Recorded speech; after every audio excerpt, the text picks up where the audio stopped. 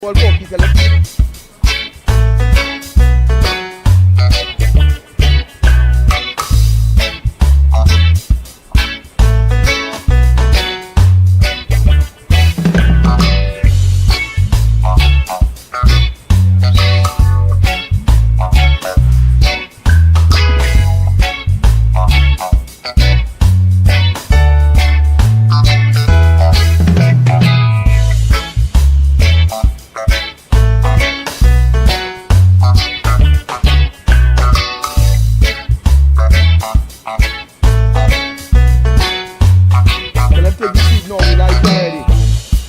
We live here already.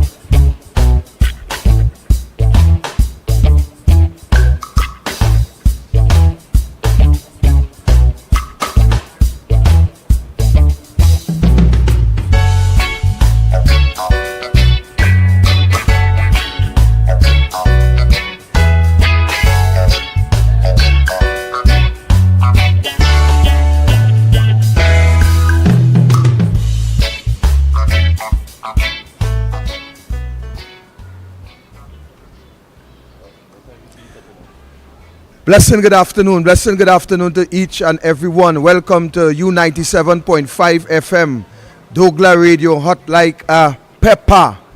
And today we are going live from the St. Augustine constituency. And at 7 p.m. sharp, we'll be crossing over to UNC Speak.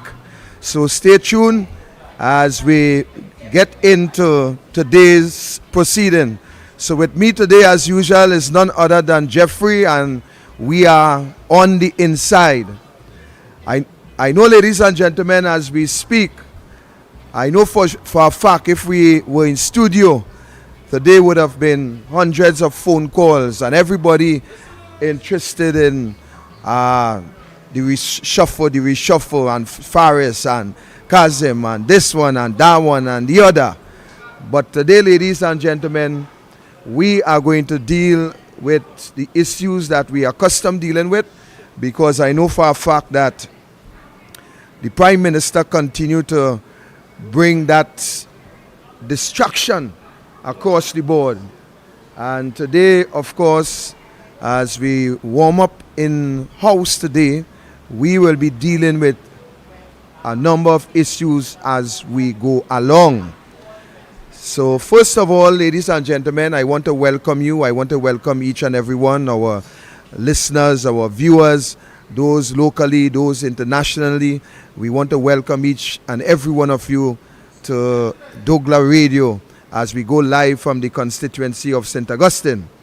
Of course, ladies and gentlemen, today, as we have been doing for the past couple of weeks, UNC speaks, and of course, as we continue to move throughout the various constituencies in Trinidad and Tobago, you will be hearing from a battery of speakers who will, of course, bring the facts to you on so many different issues. So stay tuned for that at 7 p.m. sharp. 7 p.m. sharp. We will be crossing over to UNC Speaks. But for now, ladies and gentlemen, I have with me, as I said before, Renison Jeffrey, my co-partner in every aspect. So I will allow Jeffrey to introduce himself to you and give you a bit of greetings before we get into tonight's proceedings. As my good friend and comrade say, my name is Renison Jeffrey.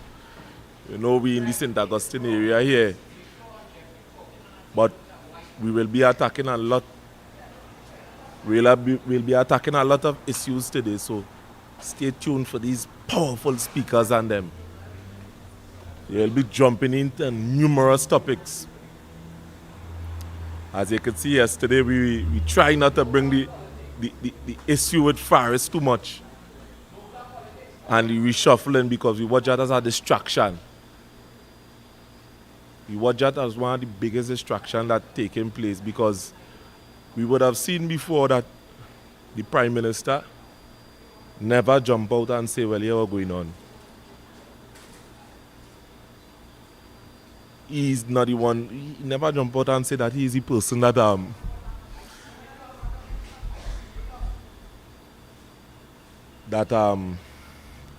that intercepted the list. So testing, we kind of having a little kind of problem around. So we're trying to think the issue here now. So let me put you back on to none other than Victor Roberts. Right, so here we have it. Here we have it, ladies and gentlemen. But today we would not be distracted. We will not deal with any form of distraction. We know, of course, that the Prime Minister, his strategy in this country is to continue to bring different distraction. Every time a serious issue occurs in this government, what we recognize is that the Prime Minister always come to the forefront and bring another distraction to really distract your minds from the main issue.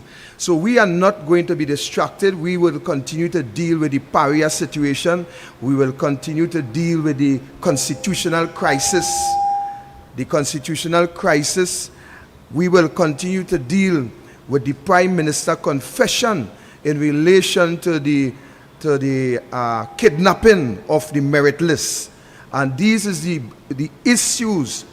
I mean, there is so many burning issues that you can quote from as far back as 2015 in relation to this Keith Rowley government. But today, ladies and gentlemen, I will continue to advocate. We don't want to hear about Faris Alwari. We don't want to hear about Kazim Hussein and Clarence Rambarata. We don't want to hear. What we wanted to hear is that the Prime Minister dissolved Parliament and he have set a date for new elections in this country. That is what the Prime Minister should have done. That is what the Prime Minister need to do. Because we cannot continue with a Prime Minister who stand before this country on numerous occasions and blatantly lie to the public, blatantly, with a stone face. We can no longer accept that type of embarrassment from someone who holds one of the highest office in this country, which is the office of the Prime Minister. I mean, this man is a total embarrassment to that office. We have had Prime Ministers who before, but nothing, absolutely nothing.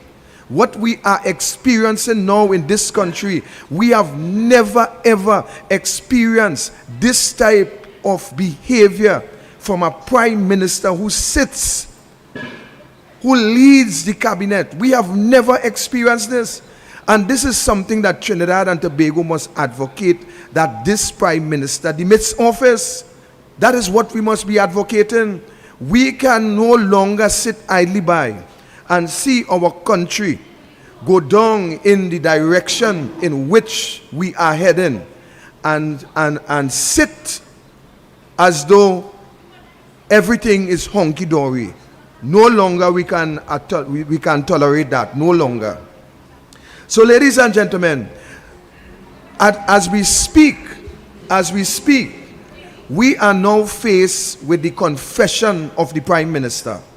And if a Prime Minister can confess that he is the one that is responsible for interfering and interfacing and making a whole mockery of our democracy in relation to getting rid of a sitting commissioner, acting commissioner at the time, getting rid of Gary Griffith, we can no longer sit and accept that. You see, what has happened is that when you accustom telling untruth, eventually you will run out. You will forget the last untruth that you speak. And this is what is happening to the Prime Minister. The Prime Minister of this country, ladies and gentlemen, we have witnessed firsthand. We have witnessed firsthand that the Prime Minister stood up and categorically deny to the public deny to the citizens that he had anything whatsoever to do with that merit list. He stood up and made it clear he had absolutely nothing to do with that merit list. He have never met anyone. But lo and behold, when the pressure start, now he comes out, he jumped to the forefront. And he said, he make it plain as day by saying that, look, I am the one. And as the Prime Minister, I have some authority. You see, the Prime Minister must understand.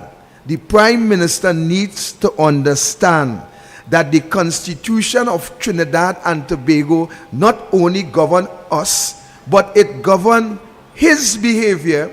It governs the way he deals with situations. It governs a holistic. It governs a holistic way in which every member of Parliament ought to conduct themselves. And today, ladies and gentlemen, it is no different. We cannot accept what is going on today as governance in our country. I will share this with you. On a number of occasions, we have had Keith Christopher Rowley conducting a number of press conferences. He spoke on a number of health issues.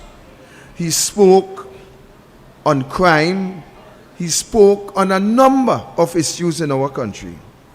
And today, ladies and gentlemen, while we see and we hear, while we listen, today in our country, we have a situation in Paria. And to date, you have not heard one word from your Prime Minister echoing the sentiment of condolence to the family, reaching out to the family, visiting the family. Absolutely nothing. Absolutely nothing. A matter of fact, the Prime Minister took the time out last weekend to go down to Barbados and relax. Go down and relax. And Jeffrey, one must ask yourself, what is going on? What is really going on in this country? So he see this big incident that take place here and he just went down there to relax? Well, a private jet, a private flight, and I don't know what he went to privatize, but he enjoy himself. And what does take place when it's not he money he's spending? And that is what we must not accept. That is something that we cannot accept. We must not accept that in this country. Because I will share something with you, ladies and gentlemen. We have to allow the Prime Minister to understand that the Prime Minister of this country is accountable to us. Yeah. We are the government. The Prime Minister and his cabinet, they are the administrators.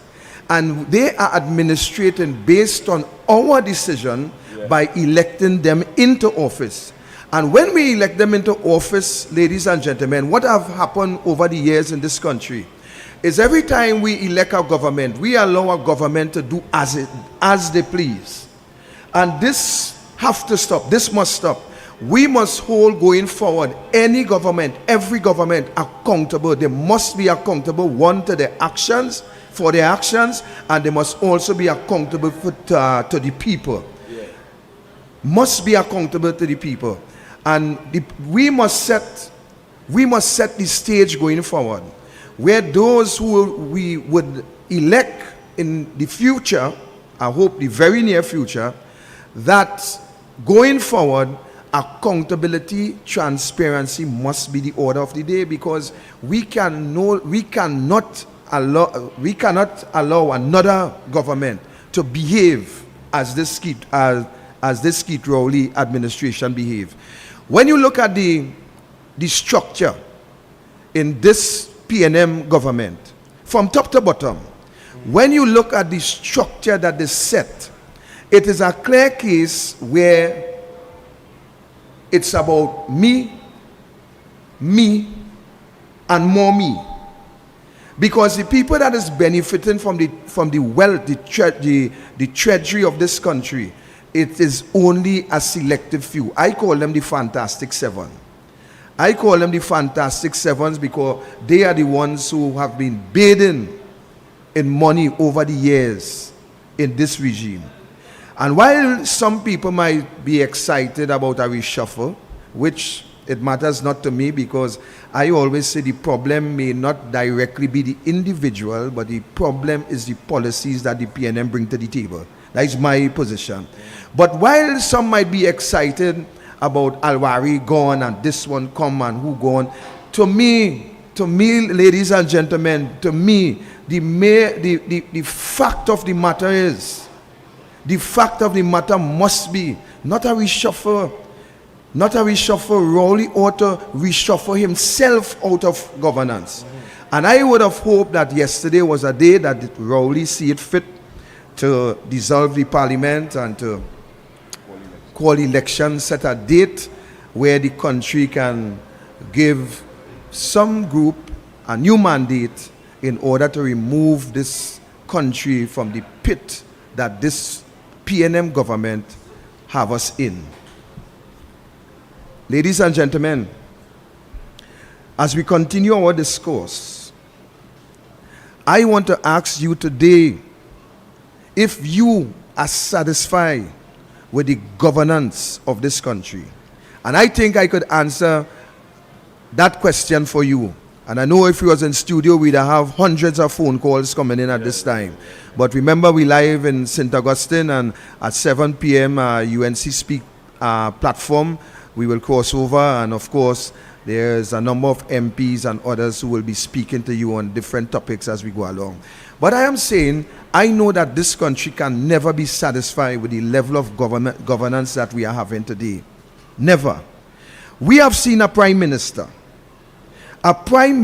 who took it upon himself and interfere with every independent institution in this country, contaminating it with politics, every independent institution.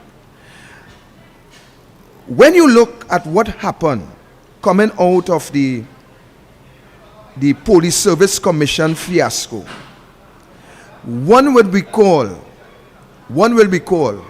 that our Prime Minister stood silently while he creates the mischief that have us in this problem today without a commissioner of police. We have seen Keith Rowley stood up. Keith Rowley speaks. Keith Rowley. And when you look at the behavior of Keith Rowley, you will have to ask yourself, ladies and gentlemen, if this is the conduct, if this is the behavior of a prime minister. We have seen Keith stood up, use all type of phrases to illustrate his position. All kind of phrases. We have seen Keith Rowley stood up and abuse women in this country in the worst way. We have seen Keith Rowley utterance to the press and to others. And we know for a fact, ladies and gentlemen, that the behavior of Keith Christopher Rowley, it is a behavior that is, let us face it like it is. It is a behavior that we would not conduct in our own homes. And coming out of that is what we now reap. Every government minister behavior speaks of that of Keith Rowley. When you look at the ministers, how they conduct themselves, how they deal with the constituencies, you will see it's a pattern that they have copied from Keith Christopher Rowley. And coming out of that pattern, ladies and gentlemen, today we have seen the government on the verge of collapse. We are seeing the government heading down a road of destruction, not only for themselves, but for the entire country. And that is why we are calling on you on a daily basis to stand up and to demand fresh elections in this country. You have to demand fresh election in this country. If you does not demand fresh elections in this country, ladies and gentlemen, what would be the end result to the young people, your children, your grandchildren? What future would they have to endure under this regime? I mean, you look at it. This is a PNM that you have never seen in your life. You have seen a PNM before with some level of compassion. But when you look at this Rowley administration, there is absolutely no compassion whatsoever. Rowley cannot match up to any one of the prime ministers that went before. Absolutely none. Rowley policies on a whole, it is policies that will not help you. It is policies that will not help the country. It is policies that will continue to send us backward. A matter of fact, because of the vindictiveness of this prime minister, we have seen a prime minister who removed every aspect of development in this country that was placed here by Kamla Prasad Bisesa. Every development that Kamla Prasad Bisesa brought to the table to help develop the young people, to move this country forward, to bring this country to a stage, you will see that Christopher Rowley remove every single policy that would generate a certain behavior, a pattern that Kamla Prasad Bisesa had set before. And that is why when you look what is happening even from in the school, from the little children, when you look at the school, the behavior of the children, I am telling you today, it is a behavior from the prime minister. Because if the prime minister of this country have no respect, if the prime minister of this country conduct himself using all different type of heinous languages on different media forum, what would you expect the children of this country to become? What would you expect them to become? And that is what people must recognize. People have to recognize that the policies of this government is the policies of a dictator. You have seen Keith Rowley interfere, go into any avenue you want to think about. Keith Rowley go in, he does what he want, he say what he want, and he get the result of what he want.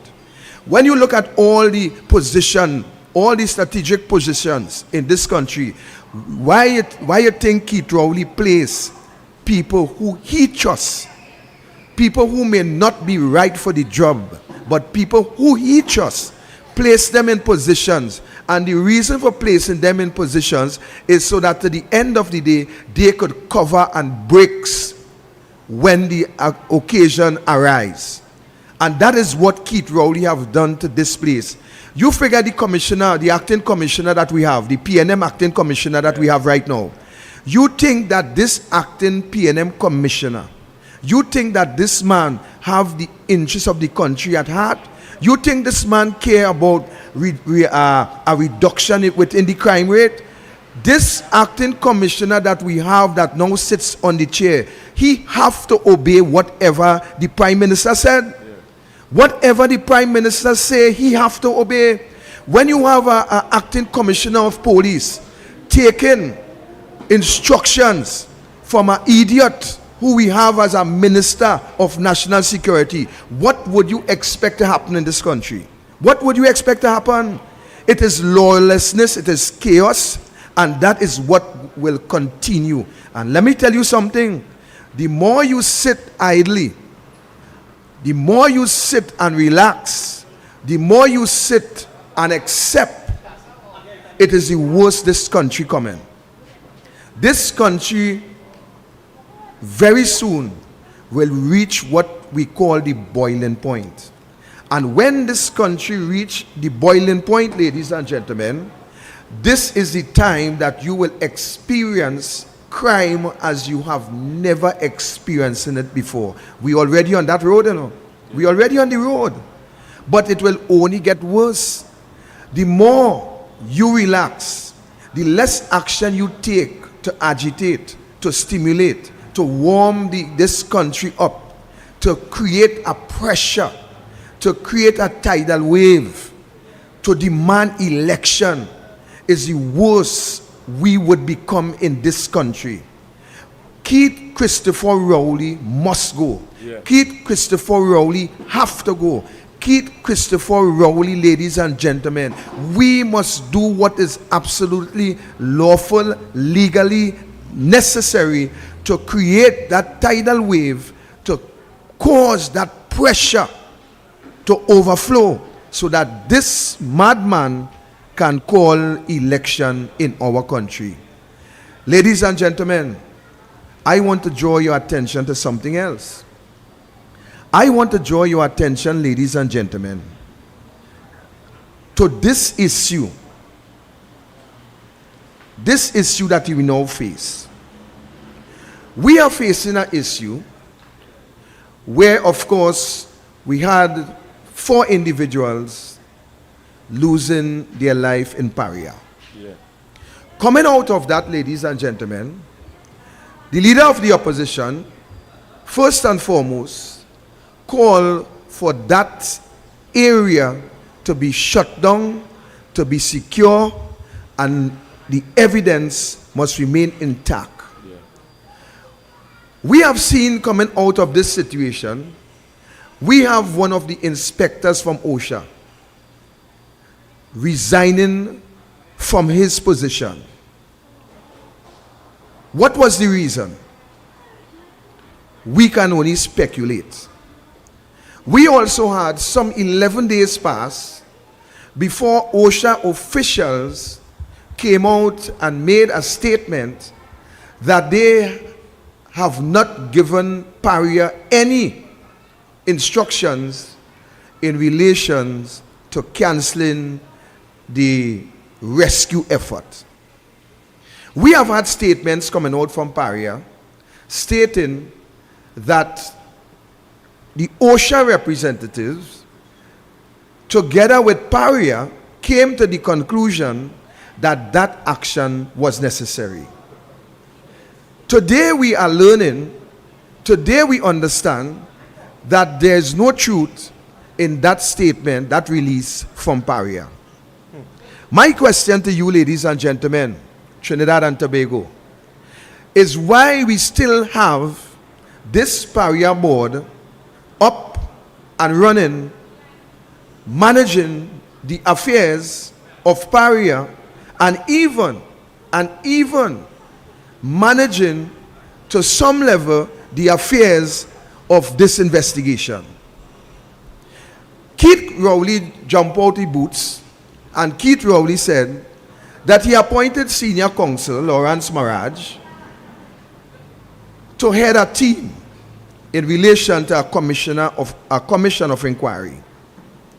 How come today, ladies and gentlemen, how come today this commission of inquiry cannot be outfitted with the necessary personnel to have that inquiry into that situation in Paria?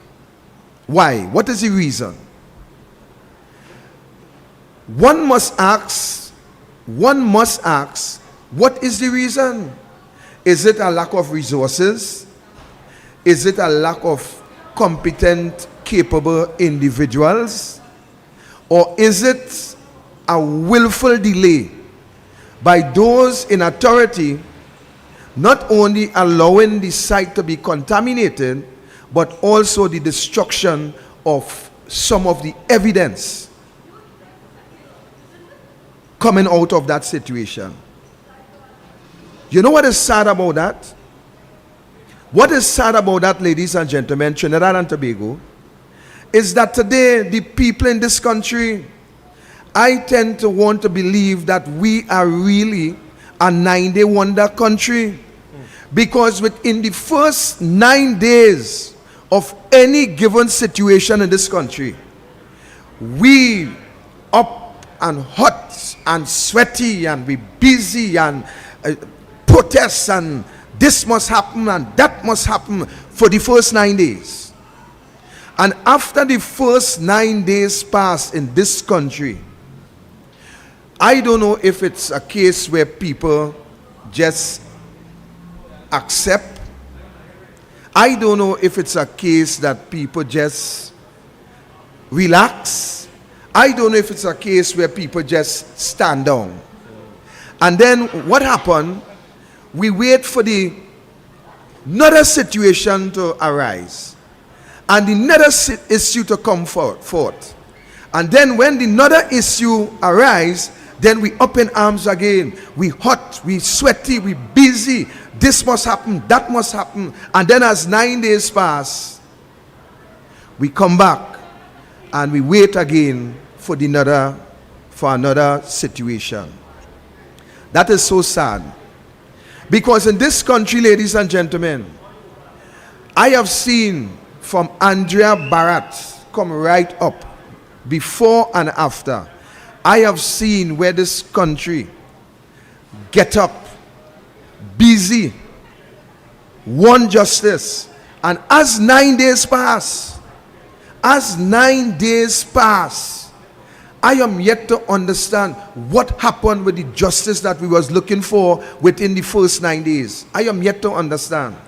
I am yet to understand how we could be so callous as a society to see what is going on in this country, and yet the people, we are just waiting to accept, building that courage to accept what is happening. That is what I'm seeing. I am seeing and listening everybody speaking about what may very well happen in relation to the gas price. And you will realize when the gas price raise, which is very soon, you will hear the whole of Trinidad and Tobago, everybody busy. Rowley must go, this must happen, we ain't buying, and we ain't this, and we ain't that. And as 9 days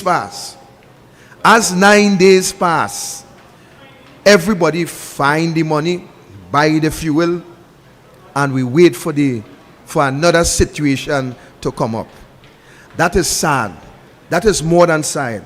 Because I'll tell you this, while we allow our government to escape with murder in this country, while we allow our government to misbehave themselves in public office in this country, I want you, the people of Trinidad and Tobago, to understand that when you allow a government to set a precedent in this country, which the next government coming into office will follow. And let me tell you what I mean. I remember Basdeo Pandey set a precedent when he asked the president to appoint losing candidates as senators. And the PNM objected. People make a big hullabaloo. These is losing individuals. What you're bringing them back in the parliament? If the people want them, they would have voted them and all that. Yeah. But guess what? When it was tested in the court and the green light was given, then you see every government that comes after appoint losers to the Senate. Yeah. And that is when a precedent is set. And when you allow Keith Christopher Rowley to set all these precedent by interfering with the Police Service Commission, intercepting that merit list, having discussions with the president, reverse the list, something that the Constitution doesn't make leeway or give leverage to do. And you, the people in the country, sit down and allow all this to go untested, to go without demanding that it be retracted. What would you expect going forward? And this is what has happened to us over the years in relation to government. We allow government to misbehave themselves. And when we allow government to misbehave themselves and another government come in office, if it doesn't suit us or it is not our color or the texture of our head, then we oppose. Because I am saying to you, Trinidad and Tobago, if was Kamla Prasad Bisesa was conducting business in this country as Keith Rowley, today this country would have been in uproar. This country would have been in uproar by the time Keith Rowley closed down Petrotrin. If was Kamla Prasad Bisesa who took that initiative and closed down Petrotrin, I am saying to you that this country would have been in uproar. This country, a matter of fact, as I always say, Rome would have burned. Yeah. Rome would have burned. But today, because it's Keith Rowley, I don't know what is all your problem with Keith Rowley? I don't know if all you fear him. I don't know if all you... I don't know what is the problem. But I am saying that this country is not standing up for equal rights and justice. Yeah. We standing up when it suits us. We standing up when it's our government. We standing up when we could benefit. It's time the citizens of this country stand up where the future, where the children of this country would be able to benefit. That is what this thing must come to. We cannot continue to allow our government to misbehave in every aspect of governance, and yet we sit down and remain quiet. We have a speaker in the house who ought to be the referee. The speaker ought to be the third, the first, the second, and the third umpire. The speaker ought to ensure that when a debate comes to the parliament, that it is according to the standing orders, and each side must be given the opportunity to debate and to deal with situations in relation to governance. Today, ladies and gentlemen, we are seeing that the speaker in the house, that individual is strictly about governance on behalf of a political party. Strictly government, 10 minutes. Strictly on behalf of a political party. We have a bunch of independent senators. What is the role and function and responsibility of these independent senators? Those independent senators, they are placed in the Senate. They are there as checks and balance. They are also there to ensure that when a bill, a piece of legislation comes to the Senate, that piece of legislation is in the interest of Trinidad and Tobago, not in the interest of a political party. They are there to stand up and to speak out and to ensure that justice and fairness be applied to the Constitution.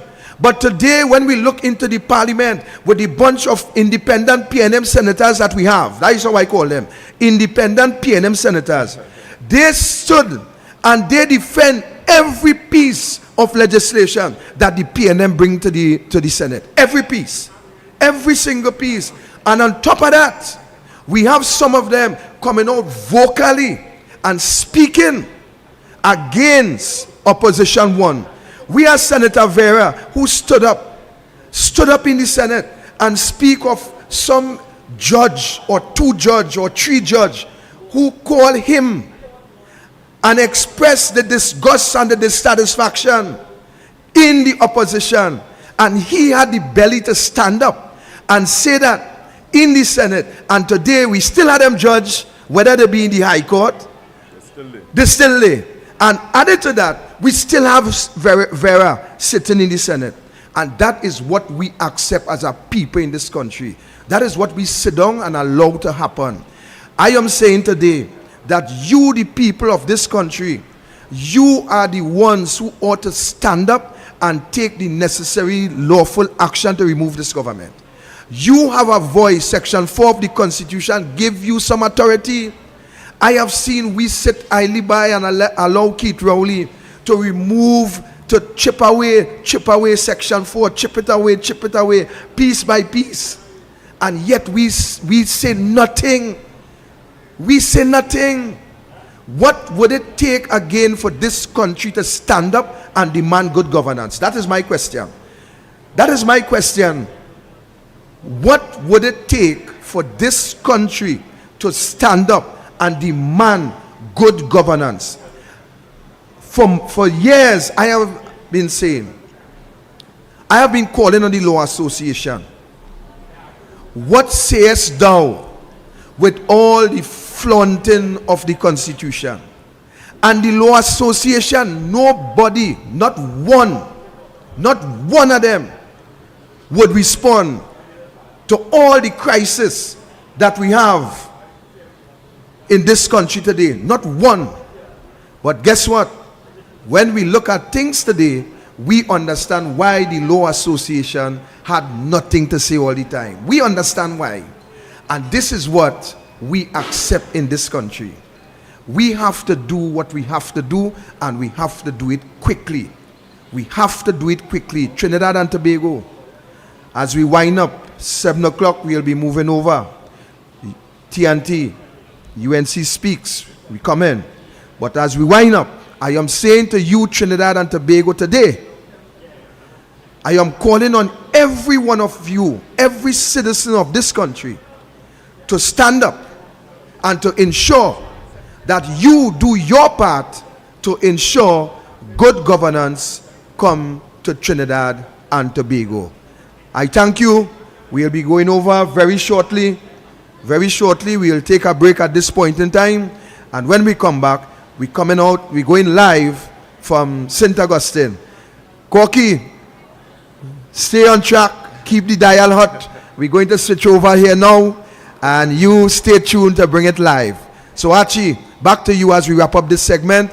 God bless, stay safe, good night.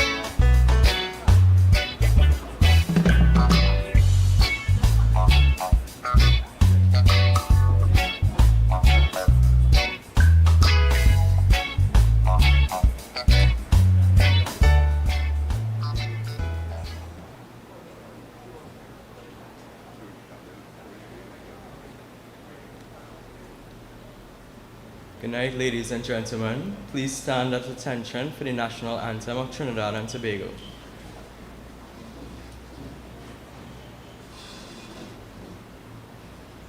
The national anthem will be performed by Jeremiah Amin Roston, a student of Trinity College.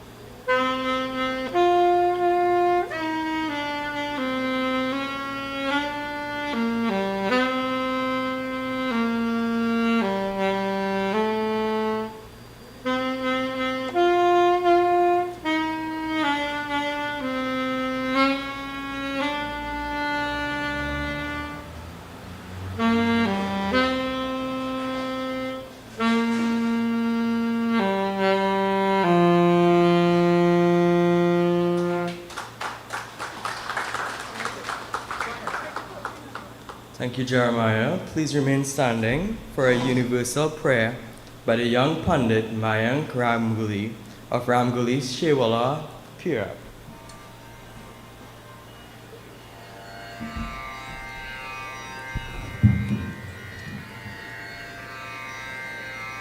Please clasp your hands, bow your heads, close your eyes as we assume a mode of prayer. Om Shri Ganganapate Namaha.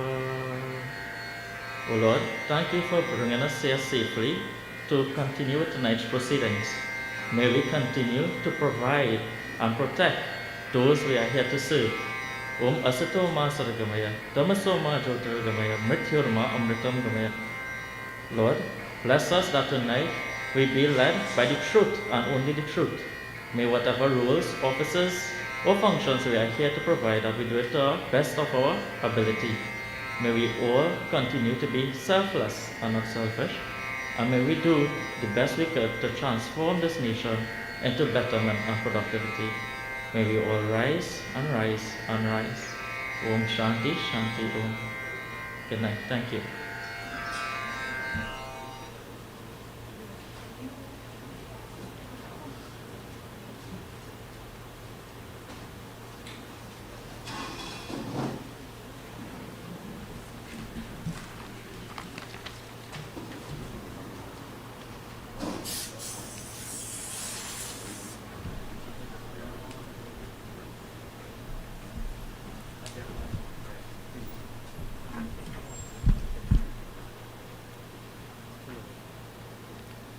Good night all.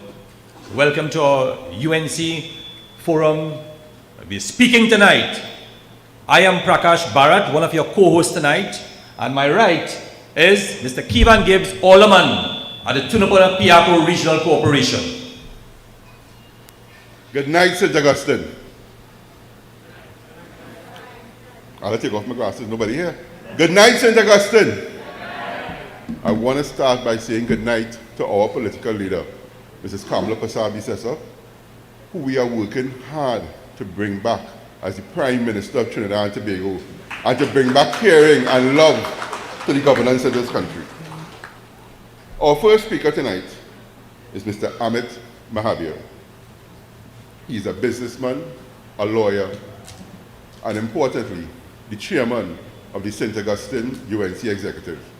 Please welcome Mr. Bahabir.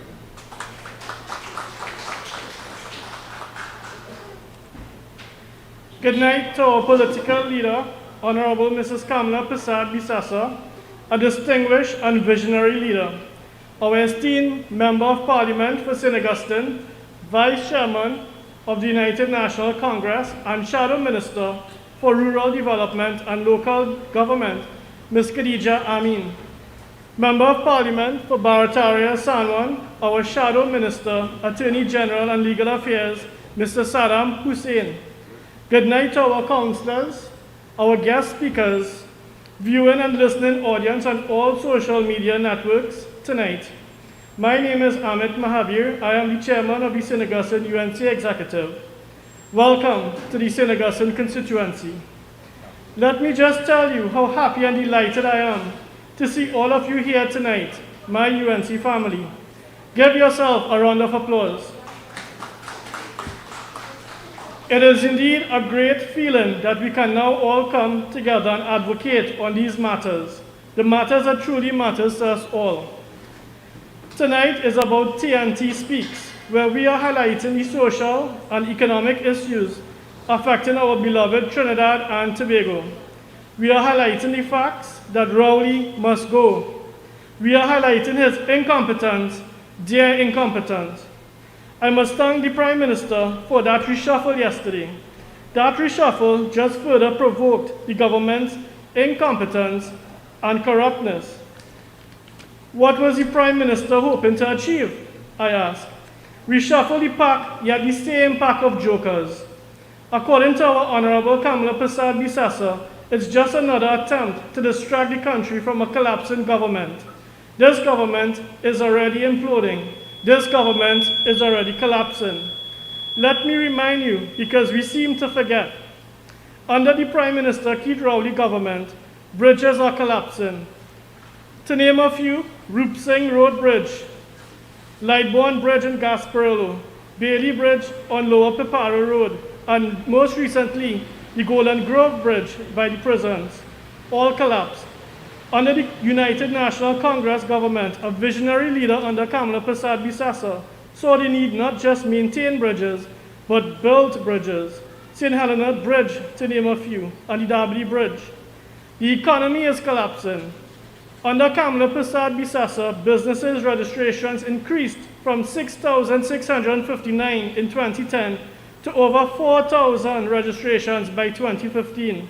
The economy was stabilized and returned to a growth path. Roadways collapsing under Rowley government. The Solomon Hochoi Highway just recently near the Mosquito Creek is no surprise. But under the United National Congress government, we saw constructions of roadways, commissioned Uriah Butler Highway interchange. We saw the Valencia bypass roads developed, constructed the Couva-Presal interchange, and the list goes on. The education system seemed to be collapsing. Our councillor Jalen Rupnarain has been advocating for the Cura Presbyterian School to be reopened. That school is now covered in bush. When you pass on that street, you can no longer see the school. Under the United National Government, under Kamala Persad-Bissessor, let me remind you that 95,000 students saw laptops bringing secondary students to a digital age. We saw Kamala Persad-Bissessor implemented e-textbooks for parents who could not afford. More than 100 new schools were delivered, and MP Gopi Singh in Parliament, I remembered, listed all 100 schools that was opened during 2010 to 2015. Petrotrin shut down. Paria collapsing. MP Munilal 3 days ago had to talk about Paria oil rig that just fallen, but yet we cannot get any answers under this government. The public sector is in shambles. The community centers throughout Trinidad and Tobago, if all not already shut down, closed down. Under Kamala Persad-Bissessor government, we saw the Vestini Community Center in 2014 reopened. That was the same time St. Augustine South Community Center in Freeman Road was commissioned and refurbished. I am the president of the St. Augustine South Community Center. I can't remember the last time we were allowed to step foot into the community center to conduct activities. The healthcare system under this Rowley administration in shambles. Do you remember during this COVID-19 pandemic, we saw long lines of our elderly friends and families in the hot sun and in rain waiting for vaccines, only to be told to come back another day? How did you feel about that? So many people calling the daily morning talk show programs, my favorite being the 106.5 FM. I would hear callers pleading for help on a daily basis when they can't access their medicines. Under the Kamla Persad-Bissessar regime, over 8,500 individuals benefited from the implementation of the prepaid dialysis program, which allows patients to receive free dialysis treatment. Over 4,300 persons benefited from cardiac care, both public and private health institutions provided by UNC government. We saw the refurbishment of over 105 health centers. We completed the Children's Hospital, started the Ariman Point Fortin Hospital. Let's not talk about the Couva Hospital, because I shudder to think what would have happened during this COVID-19 pandemic if it wasn't for Kamla Persad-Bissessar vision that saved Rowley today. People are without water. Under Kamla Persad-Bissessar, we saw 70% of the population receive clean water. Security collapsing. Police stations were built during 2010 to 2015. Unemployment, we saw over 100,000 people without jobs under the PNM. Unilever just announced 119 workers to be sent home and on the breadline. TSCT just announced 450 people on the breadline. Yet, between 2010 to 2015, settled 135 collective agreements, paying over $3 billion to workers. Kamla Persad-Bissessar administration saw 56,000 new jobs that was created. Under Kamla Persad-Bissessar, we saw people-centered governance. Under her guidance and leadership, we saw so many grants that assisted everyone. MP, I need to remind everybody about these things, because we tend to forget the old age pension that was increased to $3,000. We tend to forget the housing grant to purchase furniture and appliances, increased from $4,500 to $6,000. Domestic help grant increased from $1,600 to $1,800 per month. Funeral grant increased from $3,450 to $7,000. And the list goes on. But coming back to Prime Minister Rowley, grant, I ask how many of you still are waiting on your COVID-19 social support grant, and how many times we are told to reapply, to reapply, to reapply.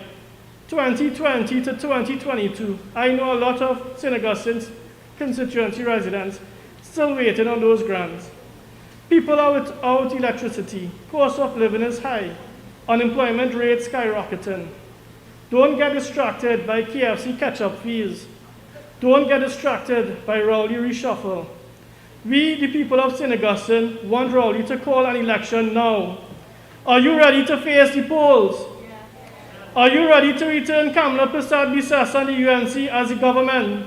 Yes! Most importantly, are you ready to bring back good governance? Yes! I want you to know and remember the party that cares for you is United National Congress. In Kamla Persad-Bissessar, you have a leader that loves you. In Kamla Persad-Bissessar, you have a leader that supports you. Long live Kamla Persad-Bissessar and long live the UNC. Thank you and enjoy the program.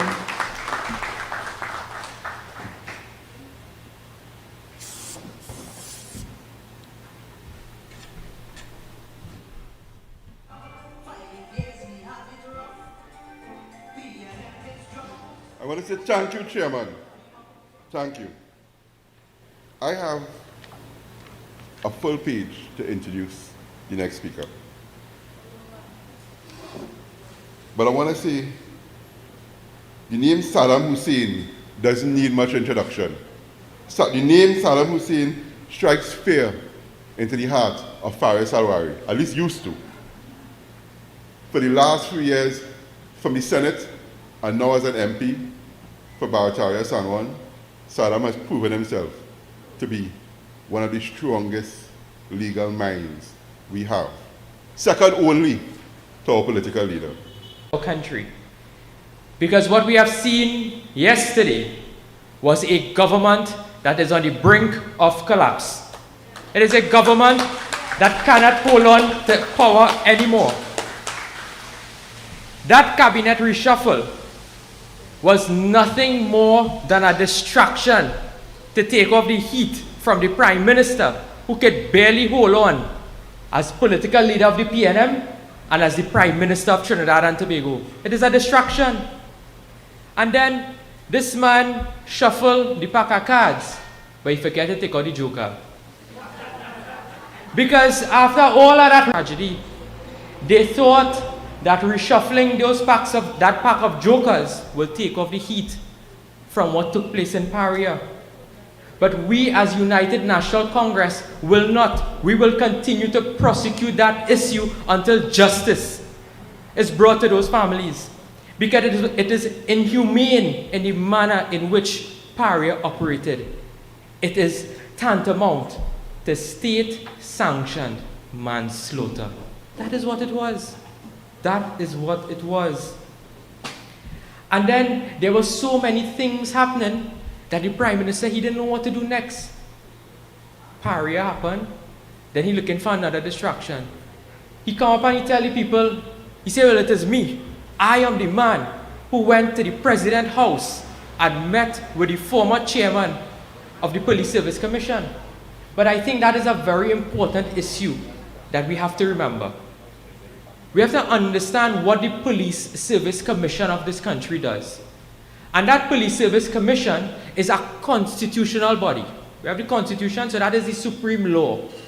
That is the body that is in charge of advising the President who should be the Commissioner of Police.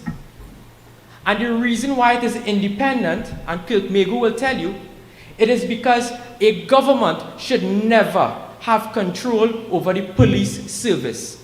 And why is that important? Because there must be independence. The police must be allowed to do their work without any threat, without any pressure, so that you don't have political victimization. That is why you have an independent police service commission to appoint a commissioner of police.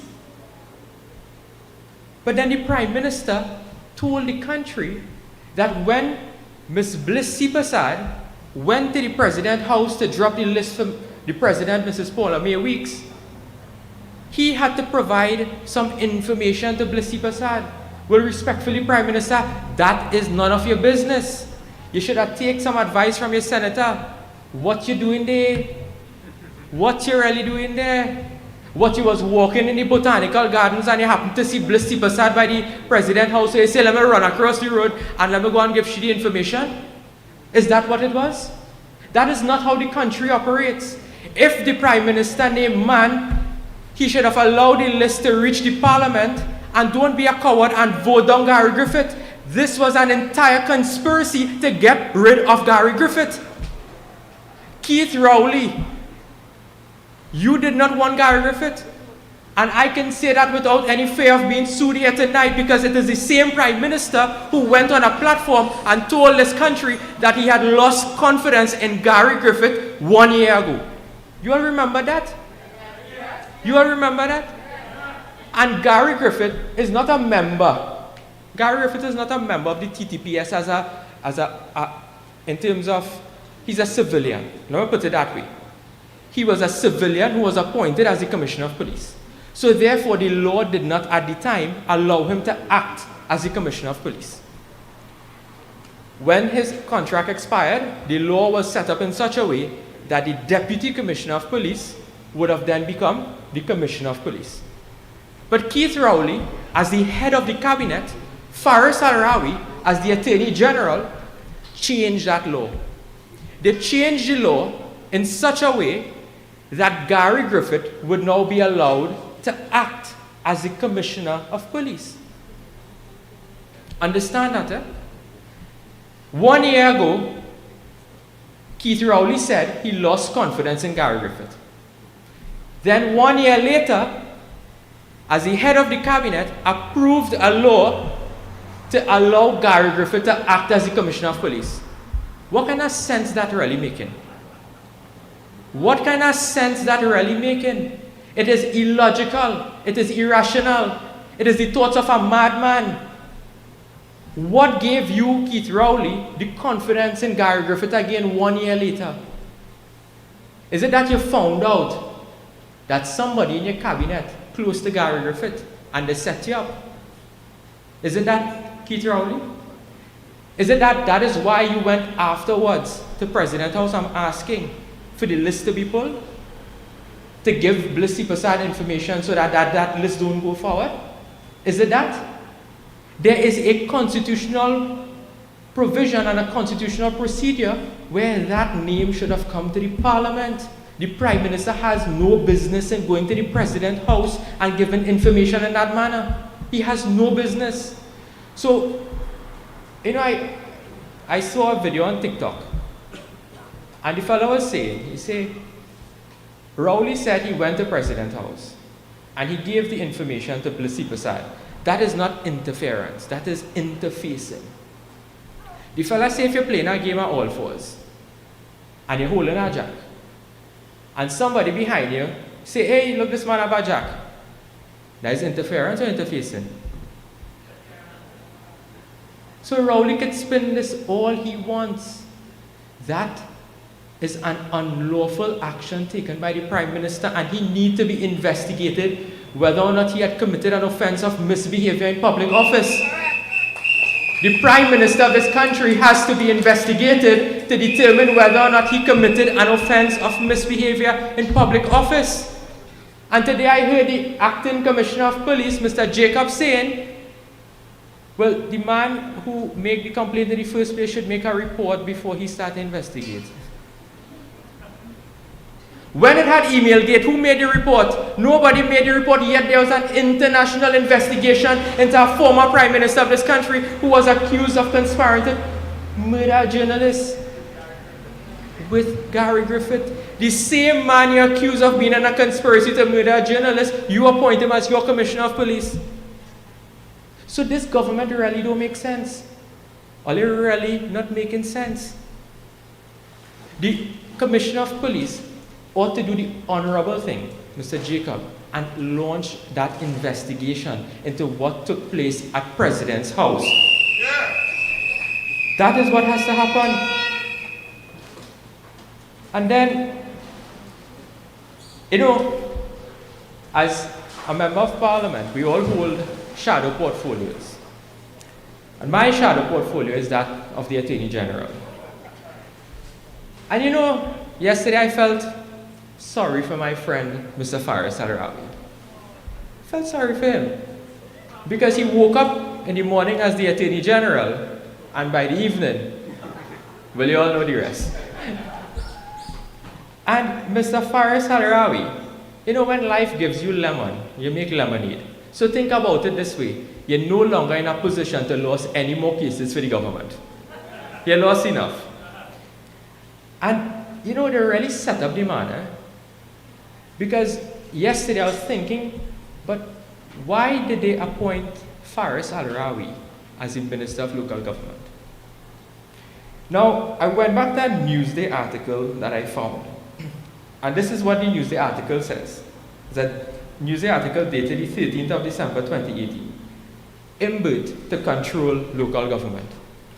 Right here, So Faris really gets set up. There's a fracturing in the cabinet right now, where it have one part of the cabinet that support the Prime Minister, and the next part of the cabinet that don't really like the Prime Minister. And I don't know whether or not Mr. Al-Rawi falls in that category that don't really support the Prime Minister, but the Prime Minister lost confidence in him yesterday as his Attorney General and appointed him as the Minister of Local Government. So when Faris Al-Rawi thinks that he's getting a Ministry of Local Government, he has to think again. Because there's a law right now in the Parliament, and Khadija sat on that Joint Select Committee that deals with local government reform. And essentially, they're going to remove this Ministry of Local Government. They're removing it. And all of that now is going to be placed under the hands of the Minister of Finance. So basically, Minister Imbert will be controlling the local government bodies, the Shogunas Borough Corporation, the Pinal Debe Regional Corporation, Sawa Lavantil, the Tunapuna Piako. Minister Imbert will be directly in control of all of those corporations. Effectively, there will be no more local government, or there will be no need for a Minister of Local Government. So Faris Arawi, you had to really take a Kobo sweat. You really had to take a Kobo sweat. So that is the reality of the day. We are seeing a government that is fractured. I heard some political analysts saying, well, this is a strategic move by the government in order for them to ready themselves to local government. Well, that is nothing more further from the truth. That, what we have seen yesterday, is a fractured party. You telling me that a sitting Minister of Agriculture resigned his position and that is a strategic move?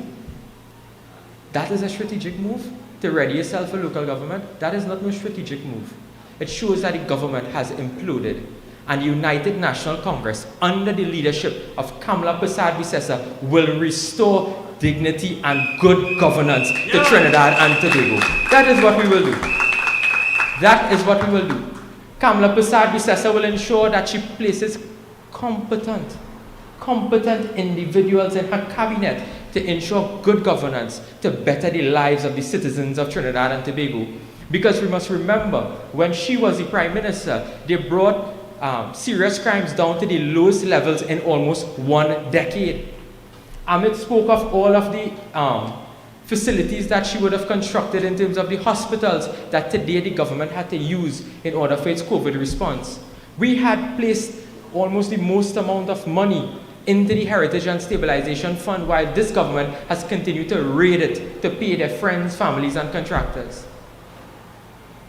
Amit spoke of the 100 schools in which the former Prime Minister Kamala Persad-Bissessar presided over. What is Keith Rowley's legacy?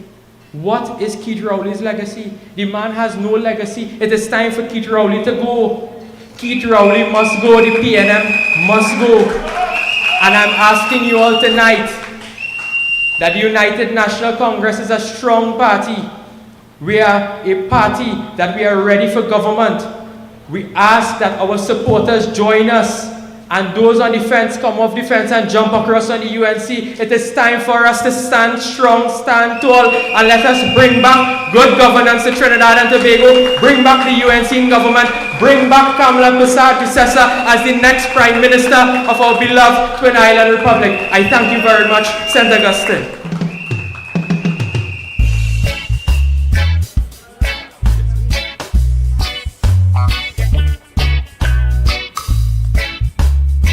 Let's hear it for MP Saddam Hussein. I want to hear everything here, and that is TNT speaking to you. Kamala Persad-Bissessar, our leader, is saying to Trinidad and Tobago, day in, day out, and putting before you every single thing that is bad about this country today. Every single thing that is dark in this country today. Our leader, our MPs, our senators, our councillors, and you the activists, we are showing the people of Trinidad and Tobago that Trinidad and Tobago is in a dark place, and the PNM and Keith Rowley must what? Must go. They must go. Must go now. We have had too much. We can't continue. Our children cannot continue to suffer. Our grandchildren cannot continue to suffer. Where's the future in this country? And we're being led every single day down a steep and a dark place. What's in for our youths? What's in for the youth of this country? The women of this country? The hard-working fathers of this country? And as we talk about the youth, there's a young man today in our midst who has been doing a lot of work in the St. Augustine constituency. He has been working with the youths, working with the footballers, dealing in sport. When Greenville had this massive flood, as you remember, this young man and his team went into Greenville and assisted the people there. He didn't need to do that, but he saw that the UNC works. He saw that the UNC cares. He saw that the party led by Kamala Persad-Bissessar cares. And he went and assisted and worked with those people in Greenville. And he has continued to work. and continue to show that he's a vibrant young man. Put your hands together and welcome to the podium, young, energetic, vibrant Zambo Swift.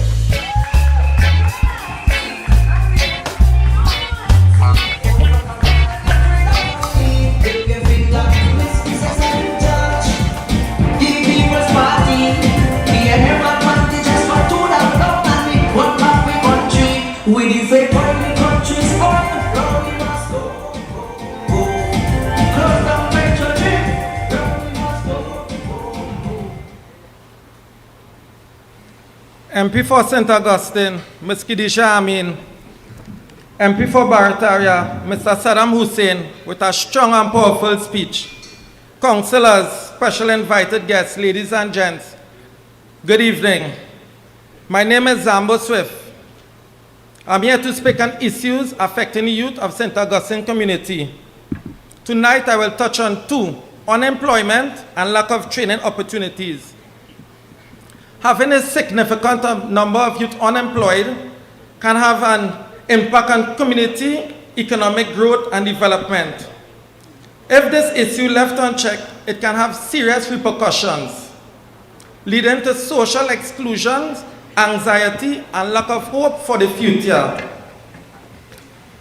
With this Rowley government, there has been many loss of jobs, loss of incomes. UTT, Petrotrin, WASA, TSTT, well as the private sector. And this was happening long before COVID. Under Kamala Persad-Bissessar, there were many jobs available for young people. I know for a fact, in Tunapuna and St. Joseph, there are twice the amount of number of CPEP teams than in St. Augustine constituency. Is this because St. Augustine is a UNC stronghold? Or is this political discrimination? The youths of St. Augustine are calling on you, Mr. Rowley, to be fair and equal with the distribution of jobs throughout the East-West Corridor and Trinidad. Ladies and gents, the same has been happening in the URP. Who is the employment relief going to in St. Augustine at this time when the people need it?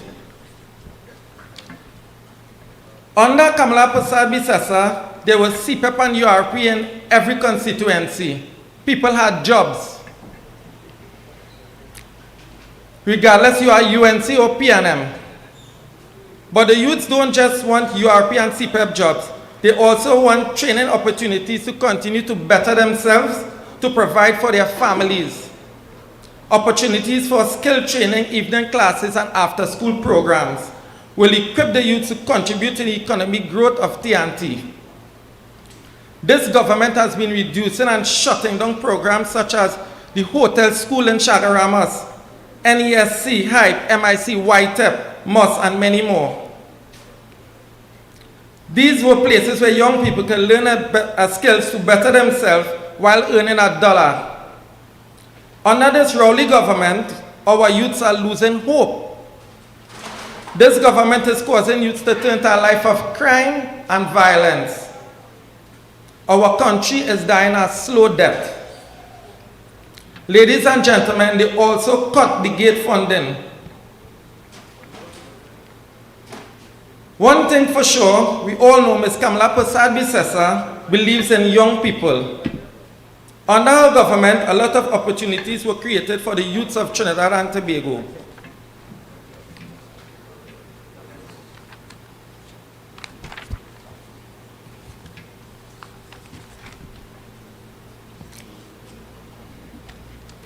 Under Kamala Persad-Bissessar, there was CPEP and URP in every constituency, and people had jobs regardless of UNC or PNM. My gosh. Yeah. The first time on this stage, my people, but I will get there.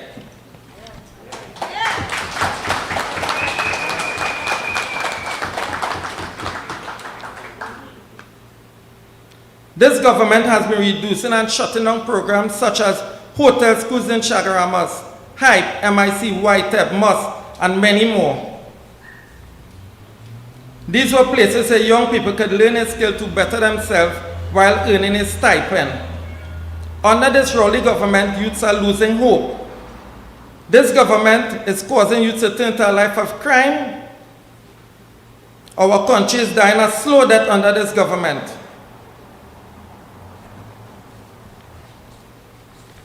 Young people of Trinidad and Tobago must be allowed to contribute to the national development of the economy. Being skilled, being employed, give a sense of purpose and well-being. We need a brighter hope. I'm calling on you, all of you, Trinidad and Tobago, my St. Augustine people. We must stand together. Rowley has failed us. Rowley must go. I want you all to repeat with me and say after me, Rowley must go. Rowley must go. Rowley must go. I thank you.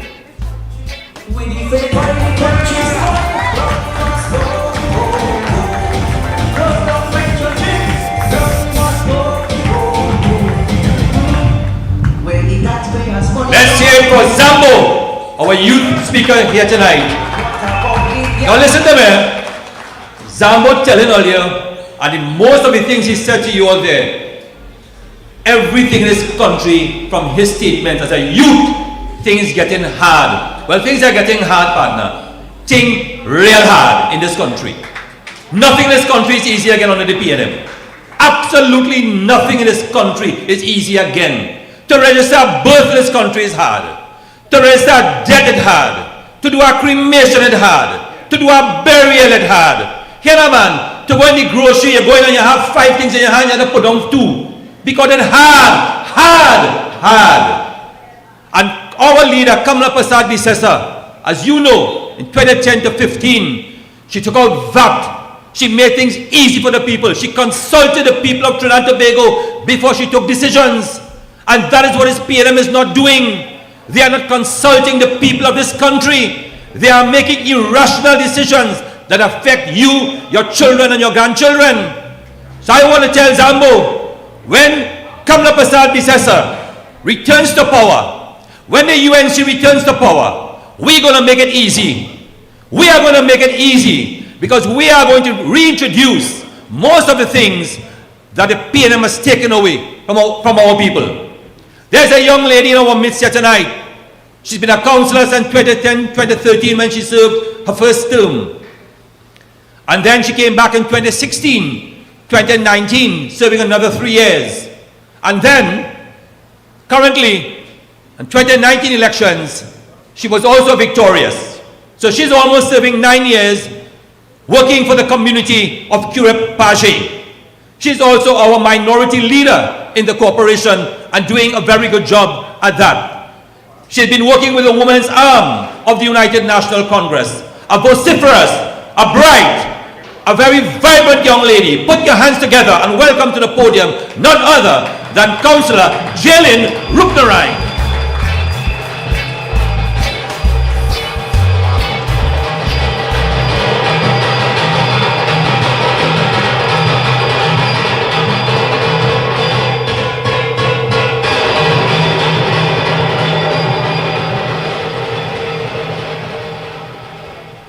Thank you very much, my brother, Councillor Prakash Bharat. Honorable Political Leader, Mrs. Kamala Prasad Bisesa, Member of Parliament for St. Augustine, Ms. Khadija Amin, and the best ever Member of Parliament we ever have. Make some noise, yes? General Secretary of our party, Mr. Peter Kanhai, other honorable MPs, senators, councillors, aldermen, constituency executive, activists, our media here today, big up Mr. Archie, and the people and constituents of St. Augustine. Good evening. Welcome to the homeland of the UNC in the East-West Corridor, St. Augustine. In this very constituency is my electoral district of Kiriapaji. I am your humble servant, leader, Jaylin Rupnarine. How are you feeling tonight? Are you UNC and proud? I have been in politics since 2005, starting my journey in the constituency of Derby Umira as an activist and becoming a councillor in 2010, thanks to the Honourable Kamala Persad-Bissessar, who has been, and to me, will always be, the best Prime Minister our country ever had. Agreed? Back then, I can say we delivered, and we delivered with care and genuine concern for citizens and their needs. Many projects were accomplished. We were on the road to prosperity. People and our human capital were at the heart of our country's development. So much progress was made, even though 5 years was not enough to bring this country up to standard, which is in line with the vision of Kamala Persad-Bissessar. But now, under this spiteful, vicious, vulgar, vacuous, and vindictive, Rowley-led PNM government, we are suffering. And the suffering continues without an end in sight. What are they doing? My district also stifled from the biased distribution of resources, which I won't go into because my other colleagues will mention the same challenges they face. I want to focus on 3 main points tonight. Let us start with number 1, drainage. The Blackman River in Kirep, which is known for flooding, I have been requesting from the Minister of Works to pay special attention to this river, which is a hazard. Many proposals were brought forward, and to date, nothing has been done, with the exception of continued flooding. The residents on Abdul Lane are fed up. And to name a few more streets, Joyo Street, Blackman Lane, Watt Street, and I can go on and on. Tonight I am calling on the Minister of Works and Transport, the Honourable Rohan Sinanan. Time for you to come down from your comfort zone and focus on the people of Kirep who are affected by this river. Number 2, education. The Kirep Presbyterian School has been neglected by this government. Instead of children sitting comfortably to study, unlike the Balize house is now harboring snakes, rats, and giant snails attending the school. I won't go much into details, but this very school was almost 80% near to completion when Kamala Persad-Bissessar was Prime Minister. Now you tell me if our leader didn't seek the interest of education for our children in our country. But again, they all continue to play politics and not to pick up the slack and get the job done. I am calling on you, the Honourable Dr. Nayan Gaspi Doli. Get out of your comfort zone and start seeking the interest of education in St. Augustine. One of the most important components of any successful society, and by extension the communities in them, is its ability to prepare children for their future. Education is the key in this regard, and St. Augustine deserves better. Number 3, funds. I wish to educate the public a bit about the budget. When our goodly Minister of Finance stands and reads a budget in Parliament, he advises the public of money allocated to the corporation. Enter our eyes open big? Don't be fooled. The disappointing part is that money allocated and money released are 2 different things. To date, we are still waiting on releases to provide the services. Better has to be done. Better has to come out of such situation, and we the people. You the people must be able to benefit. This is our primary focus. Without you the people benefiting, nothing works and nothing functions. I want to share a little bit of what's happening in the Tunapuna Piarka Regional Corporation. Despite the fact that Cabinet Minute 902 put forward allowances of $1,000 to councillors for incidental expenses related to our offices. This was approved by Parliament in 2011. Who was in government then? Kamala Persad-Bissessar. Imagine now, the Ministry of Finance insists that the corporations must request this money on behalf of the councillors on a monthly basis. Furthermore, they must provide documentation in support of these requests.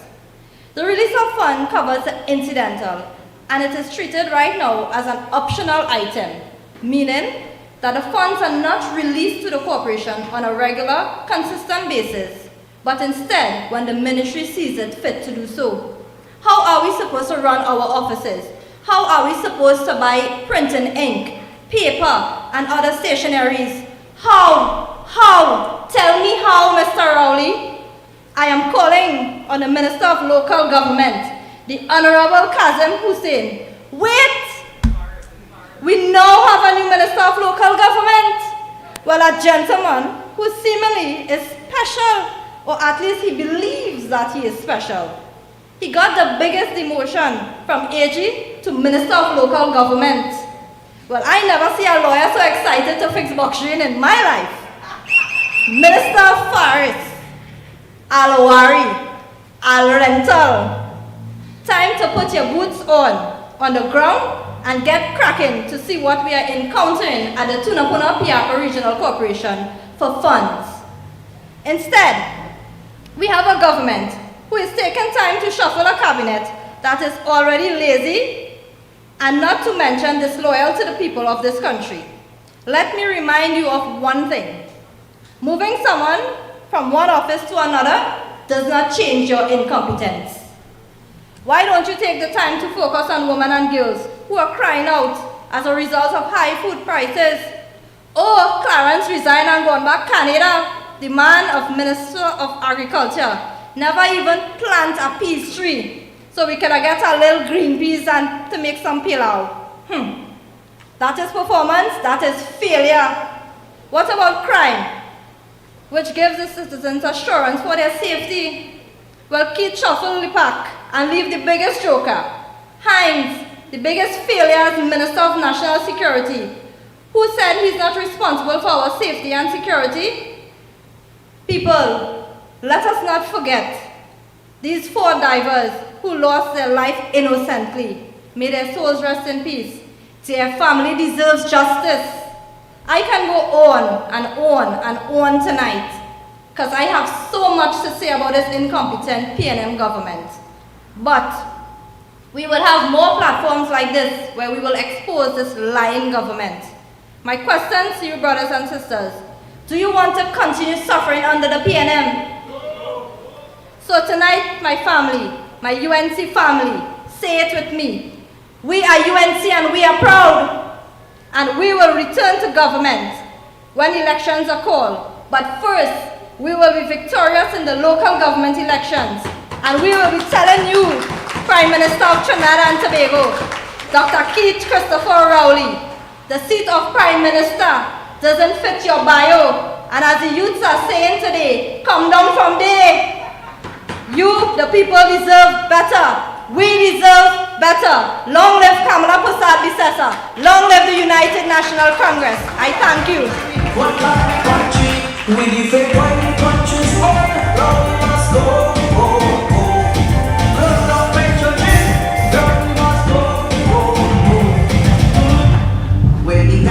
Trying to get this thing done quickly.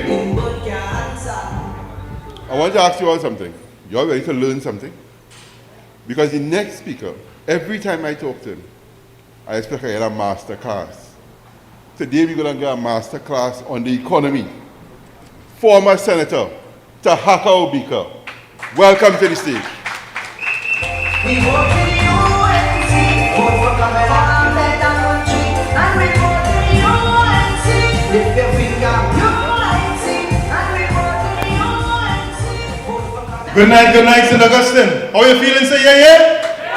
All right. It's been a long time being in front of people because I didn't go any private jets. So it feels good being here in St. Augustine. A round of applause to the Member of Parliament. The vibrant, visa-face politician, MP Khadija Amin. And of course, another vibrant, visa-face politician on the corridor, Saddam Hussein. Now,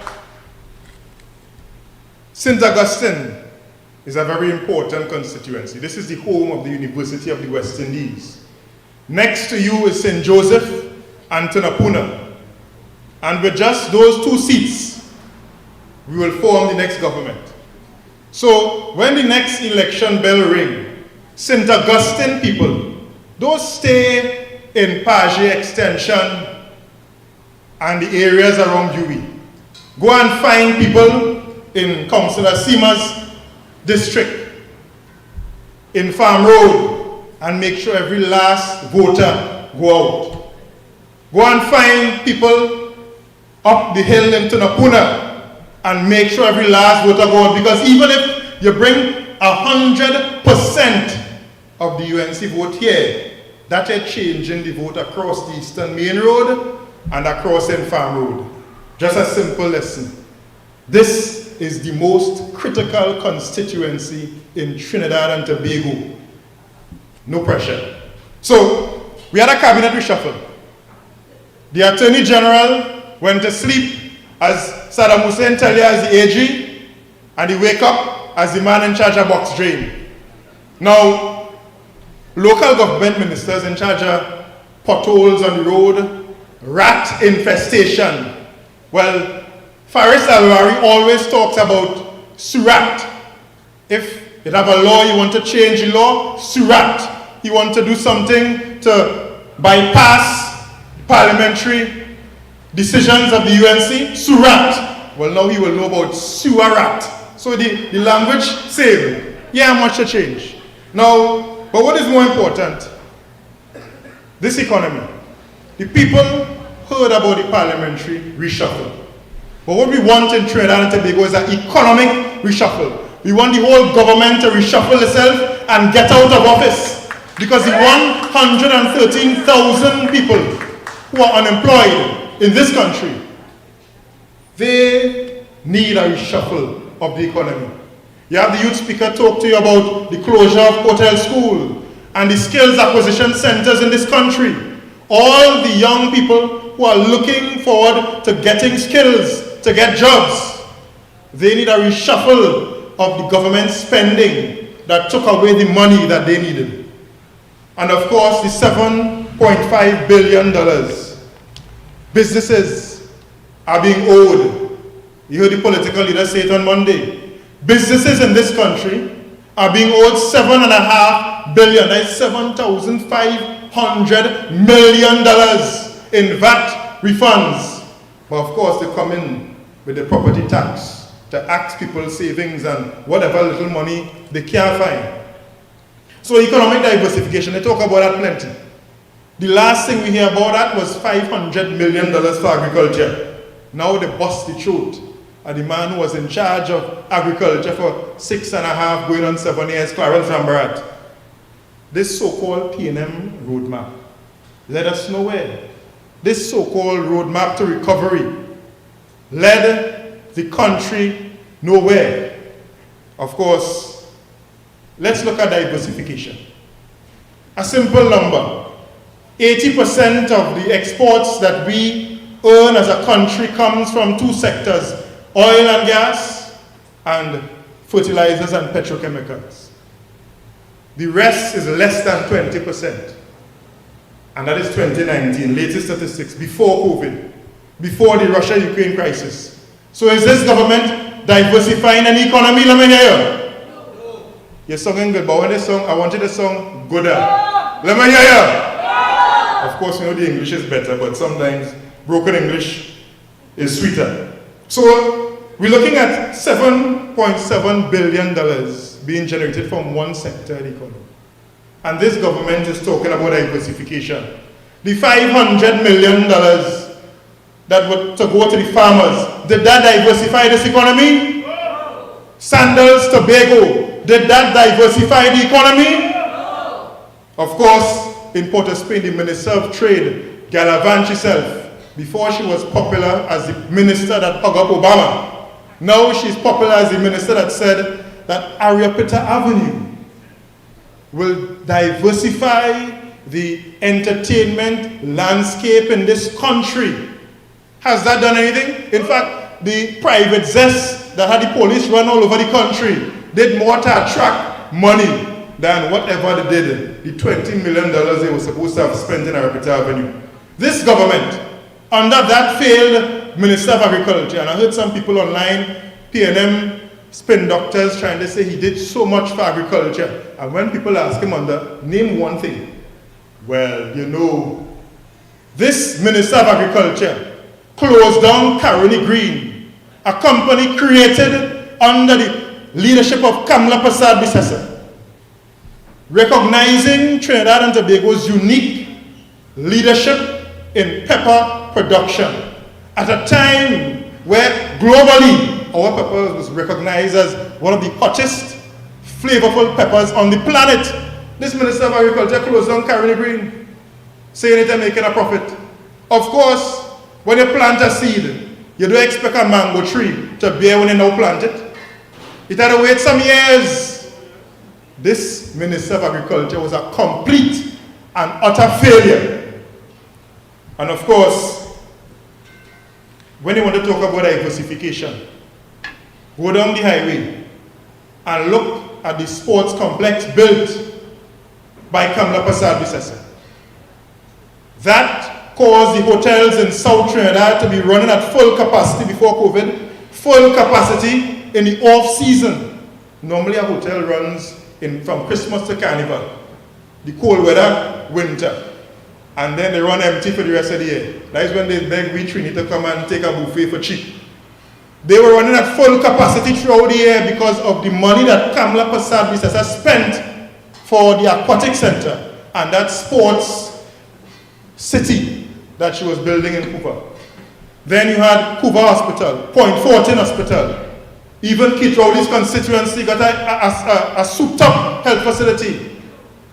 Tobago, after all the bacchanal, with the gravel and stone rolling to land it, and we know which P&M Prime Minister is connected to land it. After the corruption in Tobago, we, under the leadership of Kamla Prasad Bisesa, to finish the hospital for the people of Tobago. And of course, you have a Rima Hospital. This government, after 7 years, can't even build a block, in the Port of Spain Hospital. They can't even build a block. And that and all that corruption, scandal, the Minister of Health, his family member, implicated in that as some kind of consultant. And he says, it's not me, it's my family. But you are the minister. How the hell your family get involved in that? And up to now you can't build a single block? Of course. Failure once more. Now, but the businesses in this country need to speak out. Because now that the IMF last week presented that 5.2% of our GDP, $7.5 billion, is owed in VAT refunds. Why are we not hearing the Energy Chamber making noise? Why the Energy Chamber finds it fit to defend Eugene Tia when he is conflicted based on his interest, lawyer-client interest with Kwamina and Stuart Young from his history? Why they couldn't come out in light of this IMF report since last week, 7 days now, the 10th of March, $7.5 billion owed to businesses and VAT refunds. A large part of that are to companies involved in the energy sector. Why is the Energy Chamber silent? It is because they are dependent on the government for their bread and butter. That is why they could find it necessary to criticize Kamla Prasad Bisesa when she called out Eugene Tia for his conflict of interest on the death of 4 divers. 4 of our citizens died. And Eugene Tia can't even recognize he is conflicted. And the deceitful Energy Chamber can't even recognize fair and fair. Right is right. Justice is justice. People have died. Recognize conflicts of interest, but no. And the government owing you $7.5 billion. Where is the TT Chamber? Where is Doma? Gregory Aboud? Where are the business community members? This government owes you $7.5 billion in VAT refunds. You should be dragging them over the coals. Not talking about Kamala Persad-Bissessar, who's calling out a conflict of interest. Of course, this government has continued to look for excuse upon excuse. If it's not Kamala, it's COVID. Now it's Ukraine. Now just to put things into perspective, we trade with Europe in terms of imports, 2 billion US. In terms of exports, 900 million US, almost 6 billion TT dollars. 6 billion TT is 6,000 million. And of that figure, of that $6,000 million that we export, less than 1 million is exported to Russia, and that is alcohol. All right? So we don't export much to Russia. What we import from them is some iron ore, and it's still very insignificant. All right? In terms of our total exports, it's about half of 1%. Total imports, sorry. Half of 1%. So we don't really trade with Russia directly. And with Ukraine, we trade more with Antigua and Grenada than we trade with Ukraine. So the only thing that this government could hold on to is the increase in the prices of wheat, oil, and gas. Now, yes, the price of oil has gone up. I'm 38 years old, born 1983. Since I born in this country, when the price of oil go up, your uncle will spend money. Your auntie does buy gift. Your father does spend money because they know a pay rise coming. Because since Eric Williams, once the price of oil go up, money, no problem. Manning, price of oil go up, money, no problem. Robinson, price of oil go up, money, no problem. Pandey, the price of oil go up, money, no problem. Kamala, price of oil goes up, money, no problem. Even Chambers, who they say was Duncy. If the price of oil go up with him, money, no problem. How come under Keith Rowley, the price of oil go up, and all of a sudden is a problem, and we have to pay for this higher price at the pump? Now the political leader explained to you that if the big van man, you know that the song Kenneth Salik, he get one again. So the big van man take he girl this time. The big van man had to pay $1,500 now to fill the tank. If he fill it once a week for the month. 4 times a month. So before is right now he paying $800 a month, $200 every time he fill the tank, now he paying $1,500. The 80 wagon man I get left out, because I cannot tell, he driving 80 wagon. He paying $200 to fill the tank, now he's going to pay $300. So in a month, if you fill the tank every Friday, you spend $800 with your 80 wagon, now you're going to be spending $1,200. Now, where all these 80 wagon and wetman drivers going to find that money? So now they're going to have to decide when the month end come and the fortnight come and the weekly pay come, if to buy gas to go to work or to buy rice, flour and sugar to feed the family. Now you tell me, when we used to own from the oil well to the gas station pump and every damn thing in between, we didn't have to worry when the price of oil go up. In fact, we pay the same price at the pump and the government saving money in the Heritage and Stabilization Fund. This government has taken out $16 billion from the Heritage and Stabilization Fund. Under Kamala Persad-Bissessar, the fund grew by $16 billion. This Keith Rowley government raided $16 billion from that same fund. Now, I want to close on this. The Minister of Agriculture, when he was leaving, he said Roxo. But for 7 years, the Keith Rowley government tell me Roxo. This Rowley team, when families struggling to pay this extra money for gas at the pump, that come like this government telling them Roxo. When parents struggling to find money to provide for the children, this PNM government tell them what?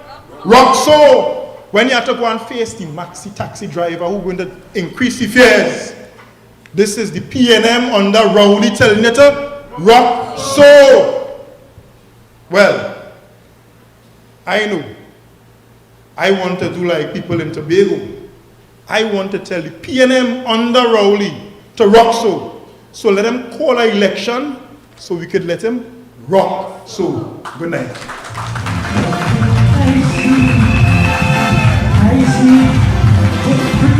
What I tell all you?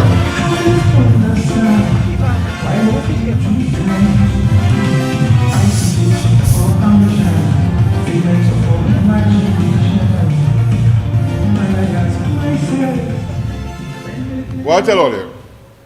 A master class. A master class. Tell me how they didn't learn something. Tell me how they didn't understand what's going on with this economy now. I love to listen to my friend Taka Wabika. Almost as much as I like to listen to Councillor Seema. Councillor Seema represents the people of Valsayn St. Joseph every week in the Tunupuna-Piako Regional Corporation in a way that nobody else ever has. I have seen Councillor Seema walking waist high through water in Bamboo, trying to help people. And tonight, we're going to sit and listen to the problems that she goes through as a councillor. And I want to tell you all, I think a councillor, I'm not a councillor, I'm an alderman. There's a difference. A councillor represent individual people in districts throughout Trinidad and Tobago. And I want to tell you all that there's no job, I think, in Trinidad and Tobago that is harder than being a councillor. Because no matter what you do, people will say you ain't doing nothing. They will say they don't see you. I have had a conversation when I called the councillor couldn't answer the phone because I think their father or their mother, their parents, one of them was in the hospital and they were dealing with it. I went to check and see if I could help. They handed me the phone and there was a gentleman on the phone saying that his suspect needed cleaning. I said, no problem, sir. But the councillor can't talk to you this minute. I am the alderman, I see what I can do. But the councillor can't talk to you this minute because her parent is in the hospital having an emergency. Person was in casualty. And the man turned and tell me, well, they done in the casualty already, but I need my suspect clean now. So tell her to forget that and come and talk to me. I cannot explain how hard being a councillor is. I hope Seema might be able to do it. Ladies and gentlemen, Councillor Seema Ramsan Augustine.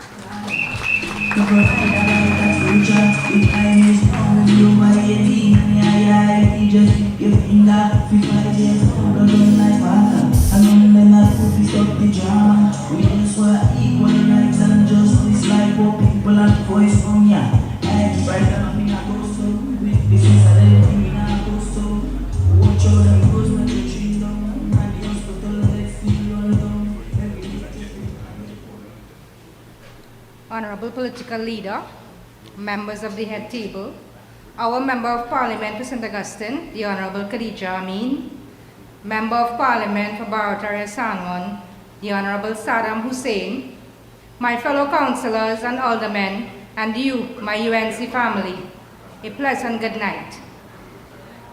Tonight, I first want to bring greetings to you from the District of Valsayn St. Joseph. And then I want to shed some light on the issues we face as councillors on a daily basis. Now, when Alderman Kevin Gibbs said he saw me in wayside water, that was the furthest I could have gone because I can't swim. So I really couldn't take the chance to go further. I will not be long tonight. I will get straight to the point. As a councillor, as the councillor for Valsayn St. Joseph, I should say, I have been working vigorously to try to alleviate issues within the district. Some of these main issues are repairing the roads within the district and trying to alleviate flooding. But unfortunately, councillors face a lot of challenges, mainly the lack of resources to fulfill our roles as councillors. Do you all remember when the People's Partnership was in government between the year 2010 to 2015? The then PNM opposition called us the box train government. How I wish for that government now. The PNM doesn't know anything about building. They only know how to rent from their friends. But unfortunately for us, we cannot rent box trains. If as councillors, we get the resources we need, we can do so much improvements in different communities within our districts. There is so much work that needs to be done. Repairs of deteriorating roads, construction of much needed box drains, repairs of deteriorating existing drains. And not just repairs, but the cleaning of these drains is also a problem. The districts within the region of Tunapuna-Piako are so big that one team could never maintain the drains the way it needs to be maintained in communities within a district. The district of Valls in St. Joseph alone has over 10 different communities that makes up this district. And then there are the bigger drains that needs equipment to be cleaned. And that, my friends, is yet another challenge. Not only me, but every other councillor face on a regular basis. Tonight I want to call upon the Prime Minister of Trinidad and Tobago, the Minister of Finance, and definitely our new Minister of Rural Development and Local Government. I am pleading with you tonight on behalf of myself, my councillor colleagues, the burgesses of Tunapuna-Piako region, and all the other regions in the country. We need our resources to carry out our roles as councillors. We need materials to repair our deteriorating roads. We need materials to repair the existing deteriorating drains. We need the rent for our offices to be paid on time. We need our incidental paid on time so councillors can operate their offices. I stand here tonight and beg of you, give us the resources we need. We need to do our jobs. We want to do our jobs. We go out there every day and we struggle and we beg. Sometimes we go to communities, the residents would help us. They would purchase materials to help fix their community. We would beg businessmen to buy materials.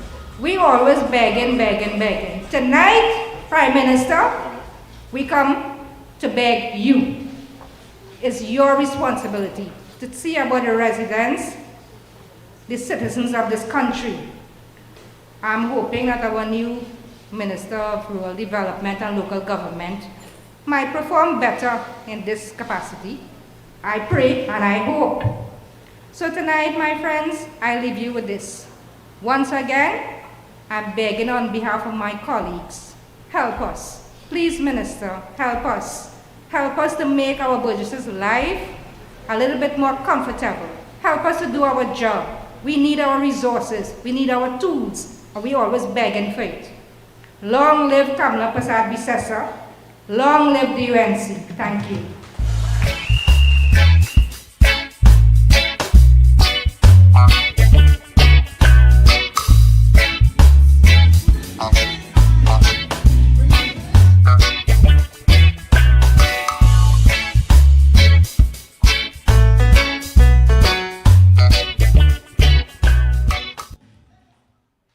While Seema was speaking and letting you all know the challenges councillors face in the Tunapuna-Piako Regional Corporation, and I'm sure almost every corporation in Trinidad and Tobago, because of funding and release and finance, and telling you how difficult a councillor's life is.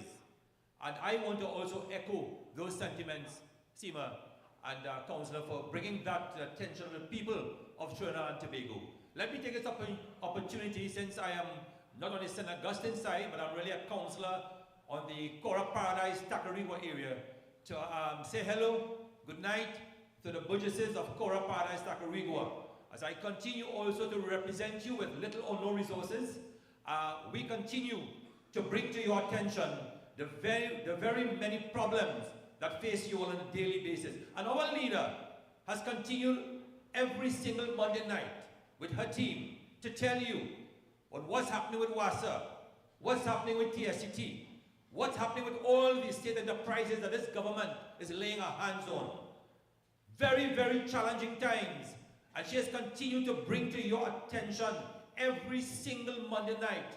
UNC senators, UNC MPs, and our leader has brought you up to date. And that is why we are saying to you, and the leader said it on Monday, it is time to unify. It is time to get together. And she made an open call to every single one of you who believe that this government has to be removed. Come back home. You remember how it was on Monday night? Come back home. Because in unity we have strength. In unity we have purpose.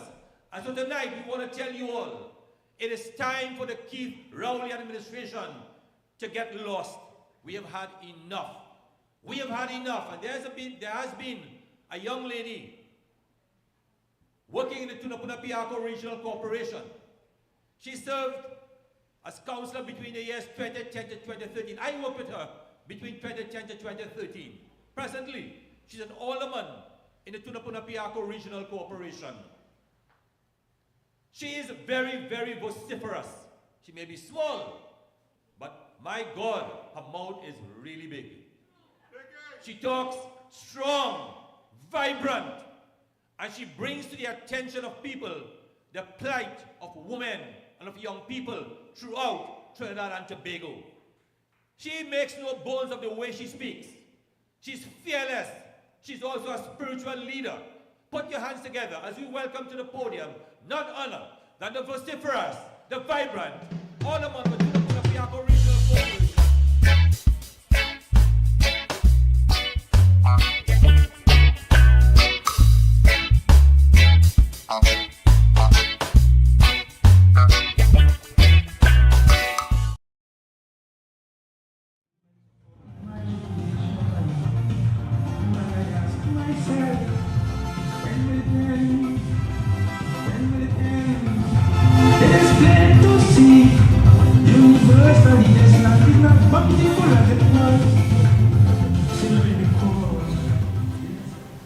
To the Honorable Political Leader, Kamla Prasad Bisesa, MP Khadija Amin, MP Saddam, Natex, my colleagues at the Tunapuna-Piarco Regional Corporation, my distinguished UNC family, platform, the various social media, Trinidad and Tobago, a pleasant good night.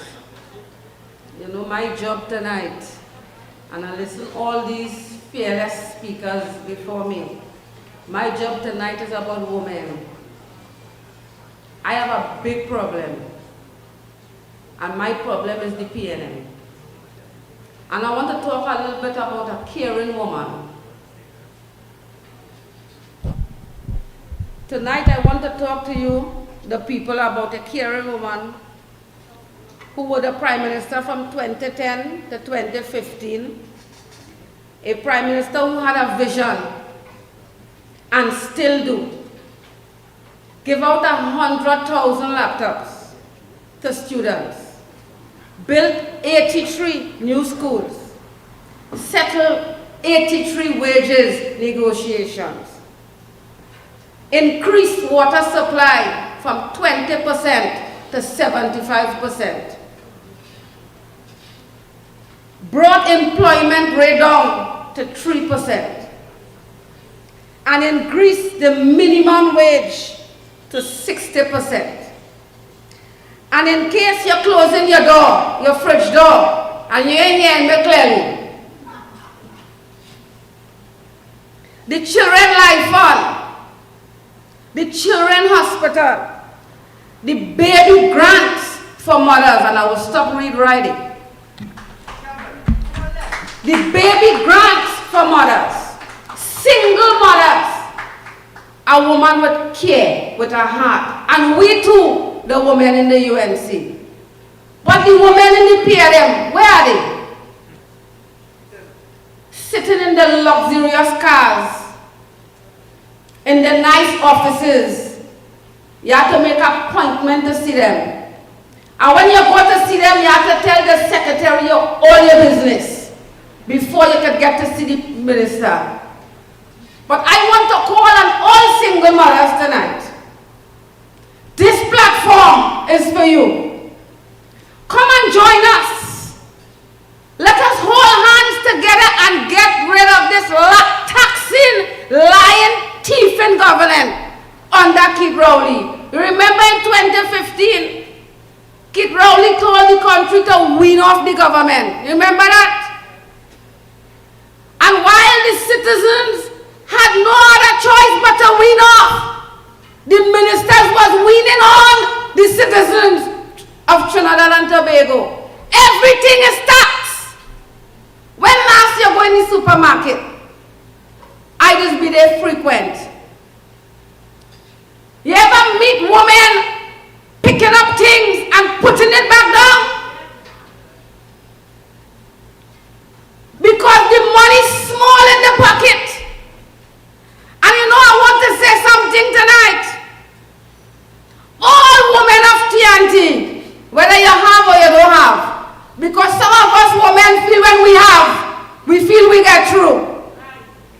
And we forget the women who is our sisters, our mothers, our cousins. We forget these people in our community fighting to survive.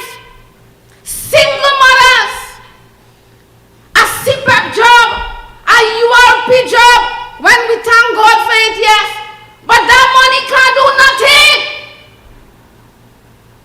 Gas going up again and we are riot yet. When will the people of TNT rise up? All nice things Kamala Prasad Bisesa did to this country. With the unions, where women track, where them NGOs, where all, and all you go vexing me tonight, where all them Christian pastors and leaders who was on platform pulling down the people partnership government, where them, everybody get quiet. You know why? Filthy lucre. You know what's the meaning of filthy lucre? Money! Everybody lost their tongue. Pulling mannequin all through the streets while a woman give us all these goodies because she had a care for the country. I don't have long to talk tonight, you know. I have a passion.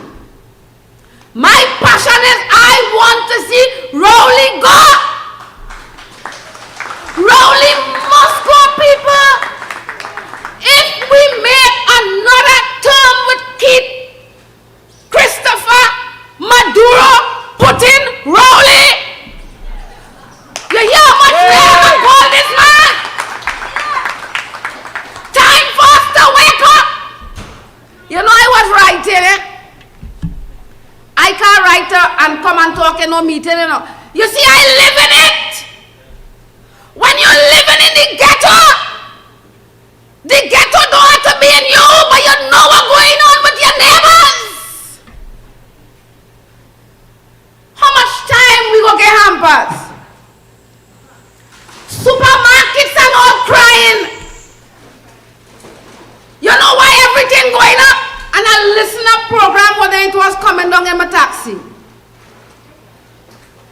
And I hearing these people pulling down and saying, why them UNC and them woman and them, and they blaming Keith Rowley. And yes, Keith Rowley said the buck stopped with him. He's the head of the cabinet. When Kamala was the prime minister, she used to walk through the supermarket and watch every item with the woman in the P&M. Where all you, let me tell you something, and I'm sending a message for all you tonight, you know. Local government come in, and I'm sending a message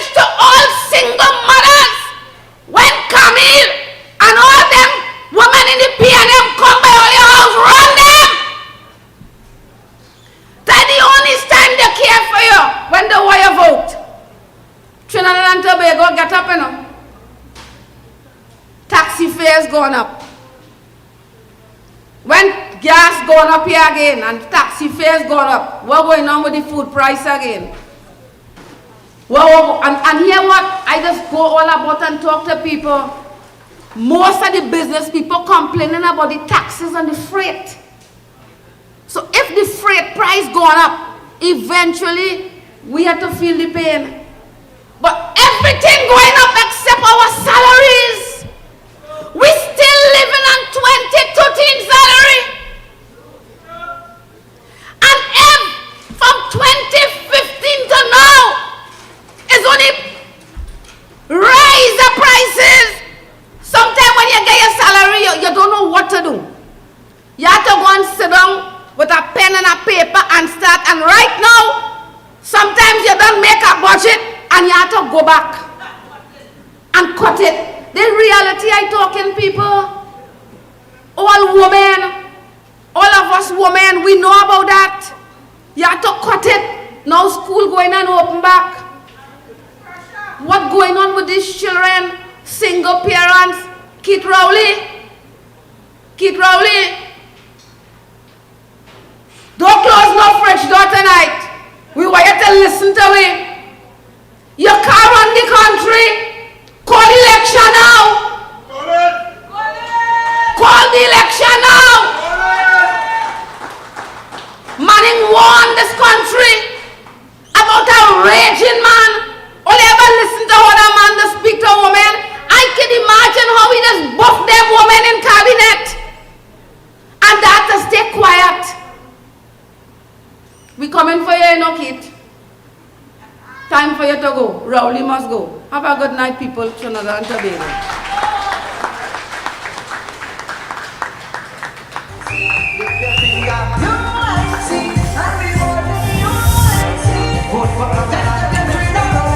Dip your finger, Miss Mrs. in charge. The People's Party. We are never party just for too damn long. And one back we country. We defend when the country's born. Rowley must go. Let's hear it for all of our Diane Bishop. The passion of someone who feels the pulse of this nation. And she has been speaking the length and breadth of this country about the failures of the P&M government. You know, I remember when we were in office 2010, 2015 under Kamala Prasad Cesar, the then political leader introduced in Parliament and to this country a ministry of the people. You remember that? A ministry of the people of Trinidad and Tobago. When you get elected by the people and you create a ministry of the people, that tells you something. That tells you that your leader cares about the people. You know what was the first thing that Rowley did? Mash up that ministry.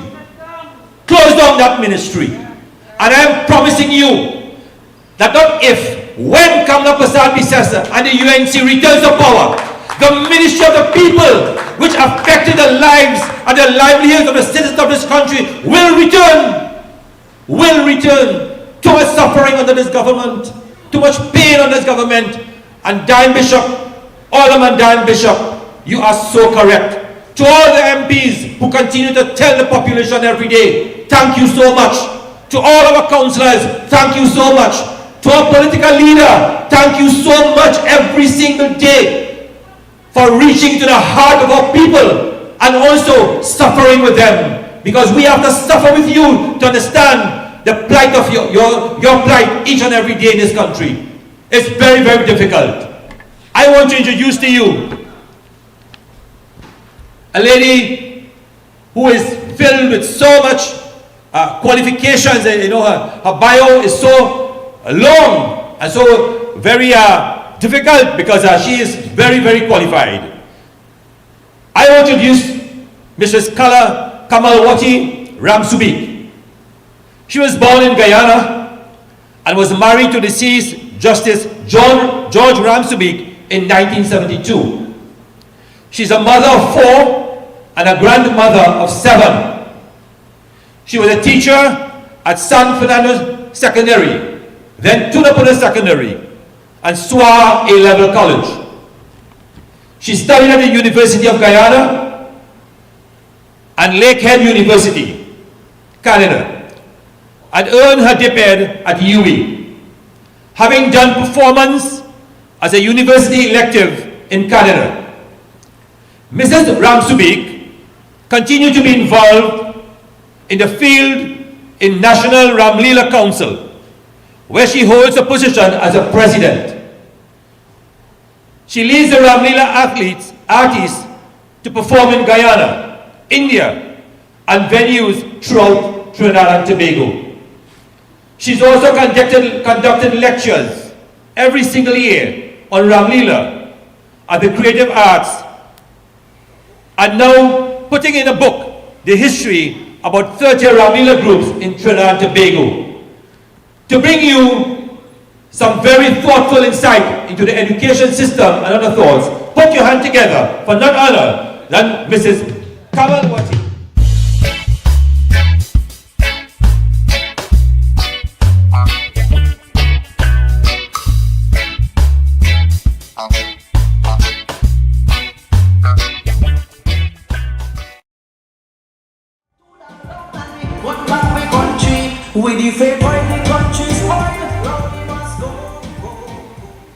So I say good evening, sisters and brothers, and Sitaram. And I have a similar name to Kamla, but mine is Kamalwati, and Kamal, as you all may know, it means flower. Kamal ke pool. I must have been born like Kamla in the Navratri period, so my father named me Kamla, but I am proud of the name more so because of Kamla. I came here today, I must recognize all of you wonderful speakers. Sorry I can't speak like you, I haven't been a politician, but I will speak nevertheless. Khadija went to school with my daughter-in-law, who always speak highly about her. She remind me that Khadija has been the way she is, very active, very outspoken, never take any wrong thing from anyone without speaking out. And I myself, living in St. Augustine, I've known her a long time. I'm really very proud of her and the work she's doing. And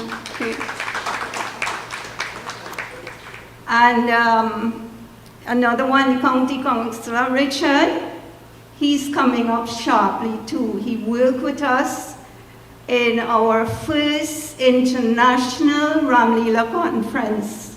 Give yourself an applause. And Trinidad did that, the first international Ramlila conference in 2013. And UWI, under Mr. Gibbon and all those other people from Creative Arts, where I still do a lecture in Ramlila every year. They assisted us, they co-hosted that conference, and we had people from all over the world, as far as India, Fiji, Suriname, all over, so we bonded with a lot of people.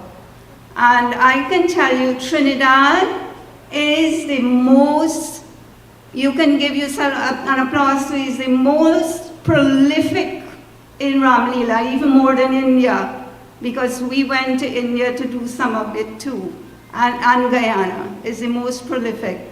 So this is a beautiful country. I love this country. Guyana is huge, and it always amazes me when I go back, not too often, at the size of this country that has so much potential and so many brilliant and vibrant people, especially women, like Honorable Kamla Prasad Bisasa. We do have some such women in Guyana, but I don't think, and I can tell you that none of them can measure up, even though I'm born a Guyanese, can measure up to your leader, Kamla Prasad Bisasa. She's an amazing woman, an amazing woman. Some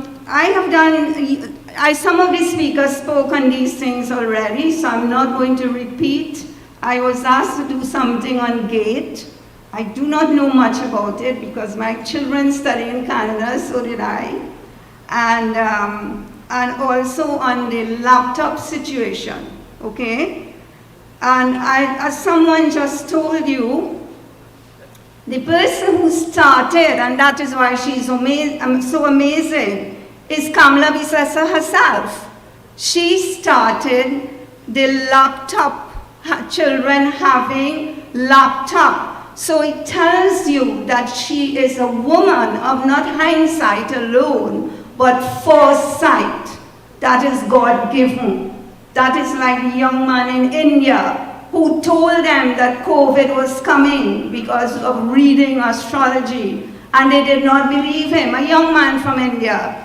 Kamala knew what was coming, and she started when she was Prime Minister to prepare the schools and this country for laptop. And I have some figures here. As I said, I'm not going to go through what other people have said. And while she was there, she got assistance from businesses who she asked to adopt a school. And you see how she was smart? Like most of us, we don't have to have a lot of money to get things done. You can be creative, and that was her creativity. She wants to do something. The coffers in the government didn't have all the money, so she got people to adopt a school and to give laptops to all the children, primary school children, and from Form 1 going up, I think, up to Form 3. That was during her period of tenureship. So this was an amazing move, because right now you all know that the technology, it's on the go. Even the older people like ourselves, we're using laptop now. So she was preparing a society who had to have the skills, starting with the little children who could have gone home, and I have seen it myself. There is a lady in my village there in Duquesne Street who sews, and her daughter has a laptop, her young daughter, and she looks for all the styles from the laptop. So the laptop is not only for the children, it's for everyone in the home. You spend a little bit of money, but look how much use you can get out of it. The adults who didn't know about laptop, the children can teach them. So Kamala had foresight, and she started from Form 1. One of my colleagues said, I didn't like what she did, you know. She should have given it to Form 4 and 5, because I'm a history teacher, and they could have done their research. But look what the little children did. They used it, and they went right up to Form 5 with their laptops. But they start learning very early. That is the right time to learn. And they also teach their parents. And that is what you call good foresight and good educational thinking about children. I think she herself has children or child and grandchildren. So she was thinking the right way. And what did she do? I have some figures here. 83 million was spent. I'm sure she got money from all over, people assisted. It didn't have to be government money. And at that time, initially, she provided 20,300 laptops. And the laptop issue continues in the school. It went on after she left. So we still have it going on. But what is going on now in the system, they make it, Mrs. Bisesa, give everybody. There was no means test, as you call it, a means test. And if they think you're lying, they say they will come home with their policemen and so on to see if you're telling the truth, right? So you have to have a certain amount of income and many other things. All your private business they want to see. They want to see all your papers and what they're saying. If you're lying, then the cabinet will have to deal, like if more than one child has to get it, why do you have to go to cabinet? If you are experts in these things, why do you have to go to do what? To penalize people?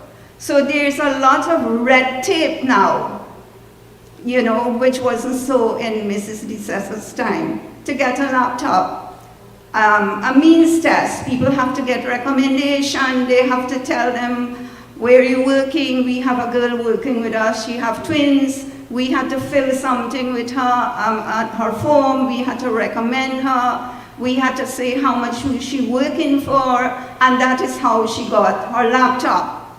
So when you are a leader, why are you punishing people more than what they're suffering? A lot of these people who are looking for things, it means they're in need. If you have money, you wouldn't go and look for a laptop or books or anything else. And these are the people you should accommodate, and you should deal with them as Mrs. Bisessa does. Not penalize them, not feeling that they're lying and they're criminals and things like that. And I admire her for that. Also the GATE program, it's also now, it's a means test. And this is the one they said, if 2 children in a home, they're applying for GATE, then the cabinet has to deal with that. What nonsense is that? Can't you deal with it yourself? You have a body dealing with these things. And I think a lot of people spoke on the GATE, and it's the same thing, you have to go through a lot of rigmarole to get these benefits. Sometimes you get fed up, the children get fed up, and they just give it up. But I say thank you for you all for allowing me to speak. I'm very passionate about education. I still do social work. I was president of the village council. My husband, a good patriot, he allowed me whilst he took care of the 4 children and the cooking and so on. And I still continue, even though I'm an elder now, I still continue to do these types of work, which I love to do. I also like to work with people. Thank you very much, and sit around.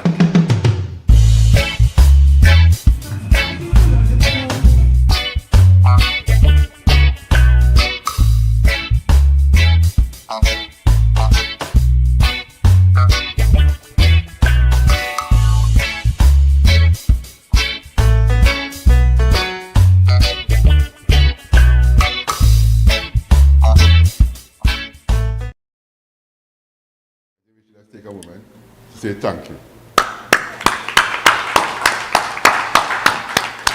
She has served the people of Trinidad and Tobago.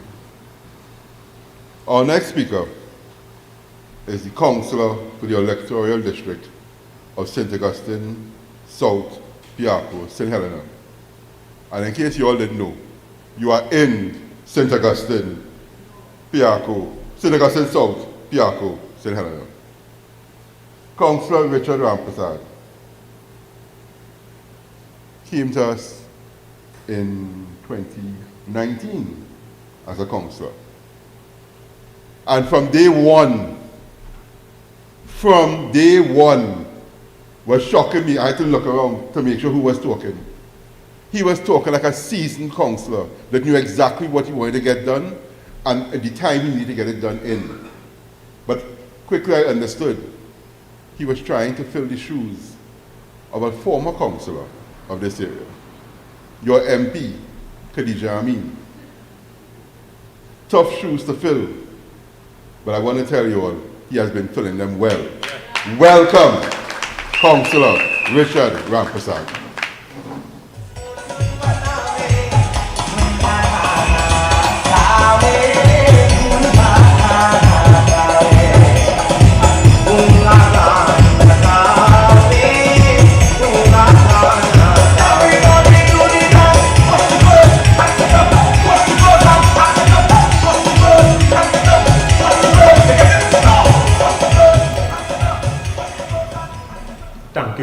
that very warm welcome, Alderman Gibbs. Interesting choice of music to bring me up here. You know, it's always a humbling experience to stand before you, to stand in front of so many of the faces I recognize. Many of you are burgesses in my electoral district. So a warm welcome to you. Honorable Political Leader, Mrs. Kamla Prasad-Bissessar, Member of Parliament for St. Augustine, Ms. Khadija Amin, Member of Parliament for Paria, San Juan, Mr. Saddam Hussein, Senators, members of the NATEX team, councillors, aldermen, you, the viewing and listening audience in our social media platforms, pleasant good night. I stand with you, my electoral district of St. Augustine, South Piarco, St. Helena, to expose this government and its cavalier attitude to the problems that plague our constituency. The PNM is deaf to our pleas for development. Now, my presentation, I wish to cover and focus on three major areas. I want to look at, firstly, that gaping sinkhole that you had to traverse to make your way here if you're coming from the west. I want to also speak on the collapsing retention wall at the Barcy Bridge in Spring Village. And finally, one very pressing issue is land regularization and land tenure. Our calls, complaints, and appeals continue to go unheard.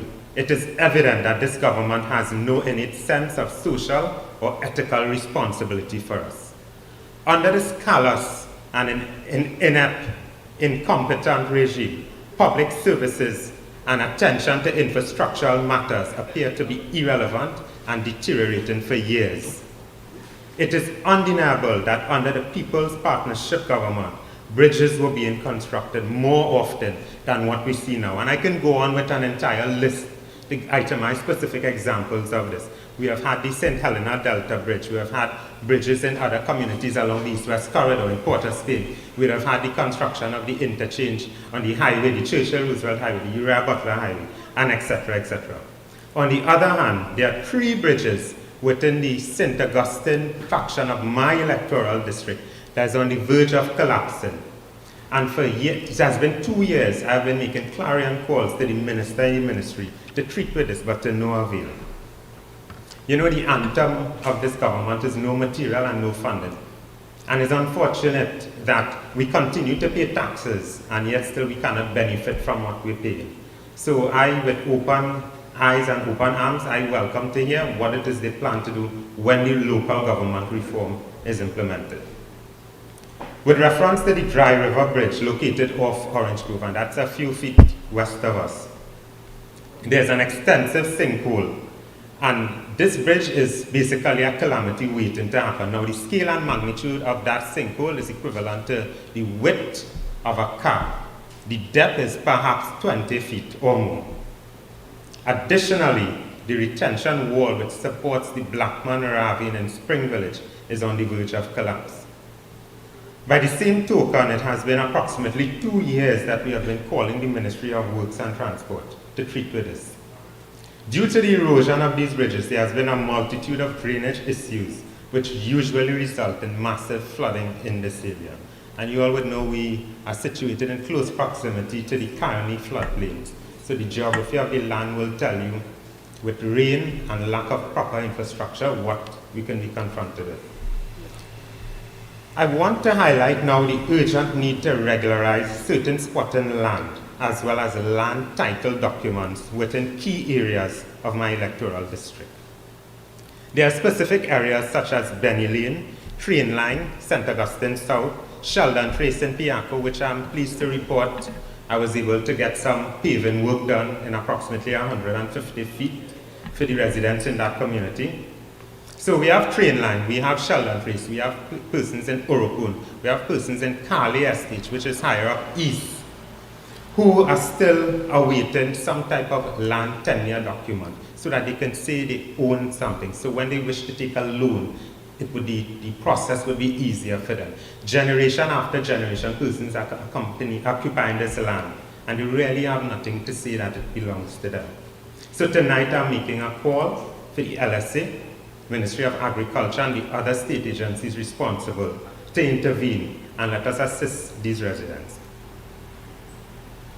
So I would have identified some of the areas in St. Augustine South where persons are living for decades, and it's a lot of anxiety that they have to treat with, knowing any day anything can happen.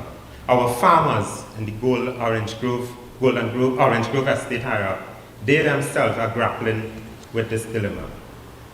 So I call on the government to revise and restore quality sustenance where land, title documents, and compensation is concerned. How can we expect food security in Trinidad and Tobago when Orange Grove farmers are not regularized? How many times must these farmers picket the ministry warning that food prices can increase if they are not regularized? These farmers are facing many adversities. It goes without saying that no assistance is being offered to these farmers. This incident once again portrays the dictatorial sense that this government has towards its people. With reference to the compensation owed towards certain citizens, let it be known that the residents from Orokun Gardens, who are now relocated in Piako in the year 2020 to accommodate the construction of the Piako International Airport, has still yet to be provided with deeds for their land. Imagine after so many years, these persons still doesn't hold deeds for their land. And talking about Orokun, I asked the Minister of Housing, well, the ex-minister, MP Beckles, we have a new minister, Camille Robinson-Regis. Well, I really don't know who is the better one out of the two. But I asked her, what is the issue with Orokun Gardens? Why so many neglect? What is it? Because you have the Orokun Boulevard, which falls under the jurisdiction of the HDC. And we have been making continuous calls for the HDC to treat with the patching of that. Well, we had to take it via the corporation and get the work done, because that Orokun Boulevard was the main thoroughfare in and out, or the only rather, for that community. So I really want to know what is the issue, what problem, or what grievance does the Minister of Housing have with Orokun Gardens? Why she continue to neglect this community? The buildings are deteriorating. The windows, the metallic windows are completely rusted. The gutterings are leaking. The car park, there's no lighting in the car park. And I can go on and on with the list. There's also irregular water supply, and a lot of the pumps not working. The pumps in the retention ponds need servicing. Finally, we have the overgrown bush in this community. In Orokun Gardens, we have some buildings as tall as 2-story buildings, and would you believe the grass reaches that monumental scale of almost 2 stories in height. Obviously, when you have that, you have certain elements to thrive. So today I'm making a call again. Please let us treat with that. We have to remember that the UNC has always been willing to assist the country in any pressing matter that we may have. Our track record that has shown that we have been able to utilize our country's human and natural resources for the betterment.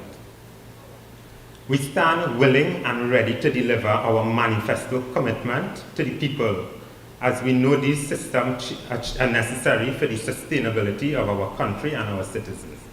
We believe every problem has a solution, and we pledge to stand with you to be part of the solution. Tonight I urge all of you, we must unite. Our political leader has continued to make calls for us to unite and come together. I was listening to an interview with her yesterday evening, and she reminded the country that if election was called in the morning, but tomorrow, we are ready. And we have to prove to her that what she's saying is in fact right, and we have to show our colleagues, our peers, our co-workers that we are ready. So I call on every one of you here to remember that our party, the Great United National Congress, definitely offers a better program than our opponents. We are a party that has a proven track record of performance and progress, and evidence of this is throughout the country, the length and breadth of Trinidad and Tobago. We continue to work for you, we continue to work with you. As a councillor attached to the Tunapuna Piako Regional Corporation, today I pledge to continue my mandate, my obligation, my oath to provide service, be at your service, along with my fellow colleague councillors with me here tonight. So I thank you for joining us. I thank you for sticking with our great party, and I encourage you to stay safe and have a good night all. Thank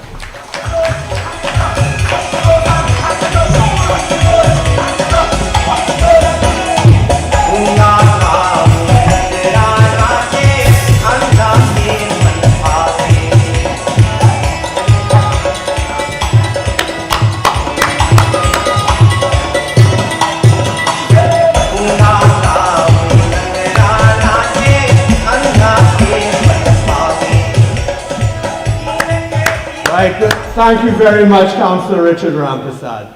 And thank you to all our speakers. They did a great job. Let's give them a round of applause. Now, one thing you said, Councillor Rampersad, is that we need to be ready. Are we ready in the UNC to take this country back? Yes, we are ready. We are ready in the UNC. We have always been ready. Now, and I also want to give a special mention to Mr. Zambo here. This is your first time on a platform? Very good, very good. Congratulations. Right. So, we have many MPs, well, councillors I should say. We do have some MPs, but the councillors and aldermen here, you are all now going to be working with a new Minister of Local Government. And this demotion he got, he can pretend all he wants, but this is a demotion that he got. Of course it is. And this didn't just come by accident. This came because of our hard work led by the Honorable Kamla Prasad Bisesa. Remember from last year, actually I just saw a newspaper clipping from 2015, front page of the Express, saying Faris must go by Kamla Prasad Bisesa. But from last year we started it up again. Faris must go. Faris must go. Every week at the Monday night virtual forum, at our press releases, people were telling us, why are you saying that? He's not going to go. Exactly. But they're telling us, why are you saying that? That's not going to happen. Why? Just be quiet now. But what happened now? Faris is gone. And it's not only that work on the platforms led by the Honorable Kamla Prasad Bisesa, it's also the work on the ground from you activists, and your MP, Khadija Amin, is very, very instrumental in that. I see the People's Revolution activities you all do. In the road, protesting the bridges, the protesting against the high food prices, all sorts of things. And we chronicle it in our party newspaper, the checklist. So all the work you all do, this has been bringing down the government. Because can we wait until 2025? Not at all. You see, and we have the power because we brought down Faris, you know. It is we who brought down Faris. So who is next? Rowley. Right. It's Rowley. And we in the party are led by a great fighter, a great woman fighter, and you in St. Augustine are led by another great woman fighter. And I want to give you a story. Some of you may have heard this before, but don't mind, I will say it again. It's almost 20 years now, 2003, when the crime started to go up in this country, when kidnapping started to go up. And in Chaguanas, there was a protest. I was part of the protest. I was one of the people arrested and taken into the police station, and we didn't know what would happen. It was a very tense atmosphere. And while we're waiting, trying to figure out what are they going to do with us, and I'm looking at the prison cell, how dirty it is, and all these things, and what the police officers were going to do. First person I remember who came in was a young Khadija Amin with a deed and her bag, ready to bail us out. She was just a teenager then, I think. 19 years old, fighting since then for me at that time and for the party. And 20 years later, here in 2022, she is still fighting for all of us. Now, let me give you a little bit of that history over this 20 years. Ms. Khadija Amin is currently the Member of Parliament for St. Augustine in the Republic of Trinidad and Tobago and the Vice Chairman of the United National Congress.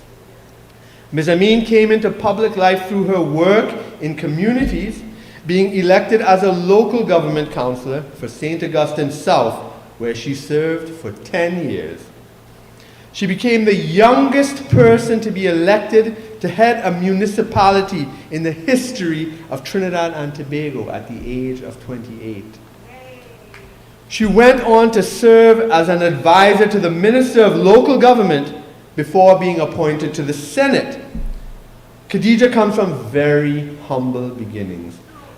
Growing up without electricity or pipe-borne water did not stop her from achieving 9 O-levels and going on to complete A-levels. As her family could not afford to send her to university after school, Khadija followed her passion of working to improve the lives of others, serving as a counselor while working a regular job and studying part-time at the University of the West Indies. In 2015, she graduated with a Master's of Business Administration, specializing in leadership and entrepreneurship, with a distinction in her dissertation.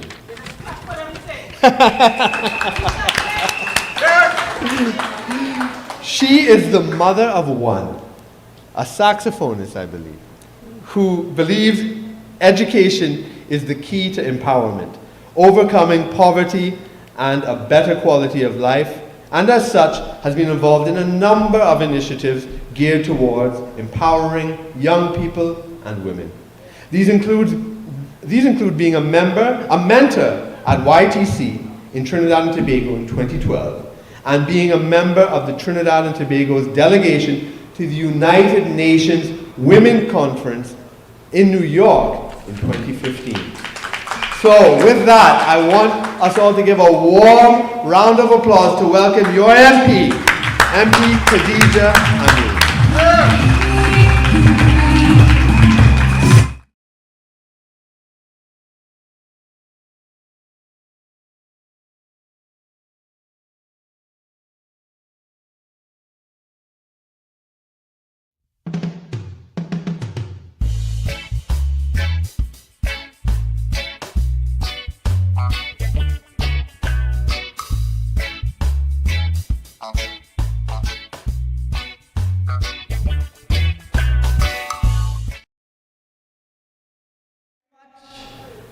Megu, our PRO of the party, I want to begin first of all tonight by saying to my UNC family in person, it is so good to see you in flesh. We in St. Augustine, before the pandemic, we had so many events, so many activities. During the pandemic, we reached out to many, and that was the time we see each other when we were doing relief exercises. And today is our first physical meeting, but we are also streaming online.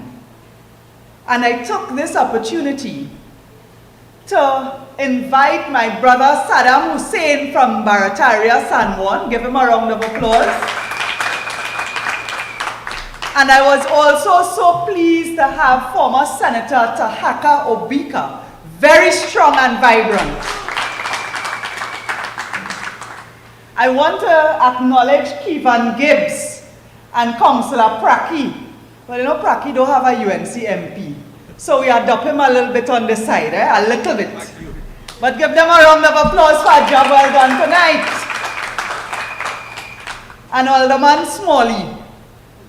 But I especially want to commend our councillors, Jalen, Seema, and Richard. Just stand where you are and give them a round of applause, please.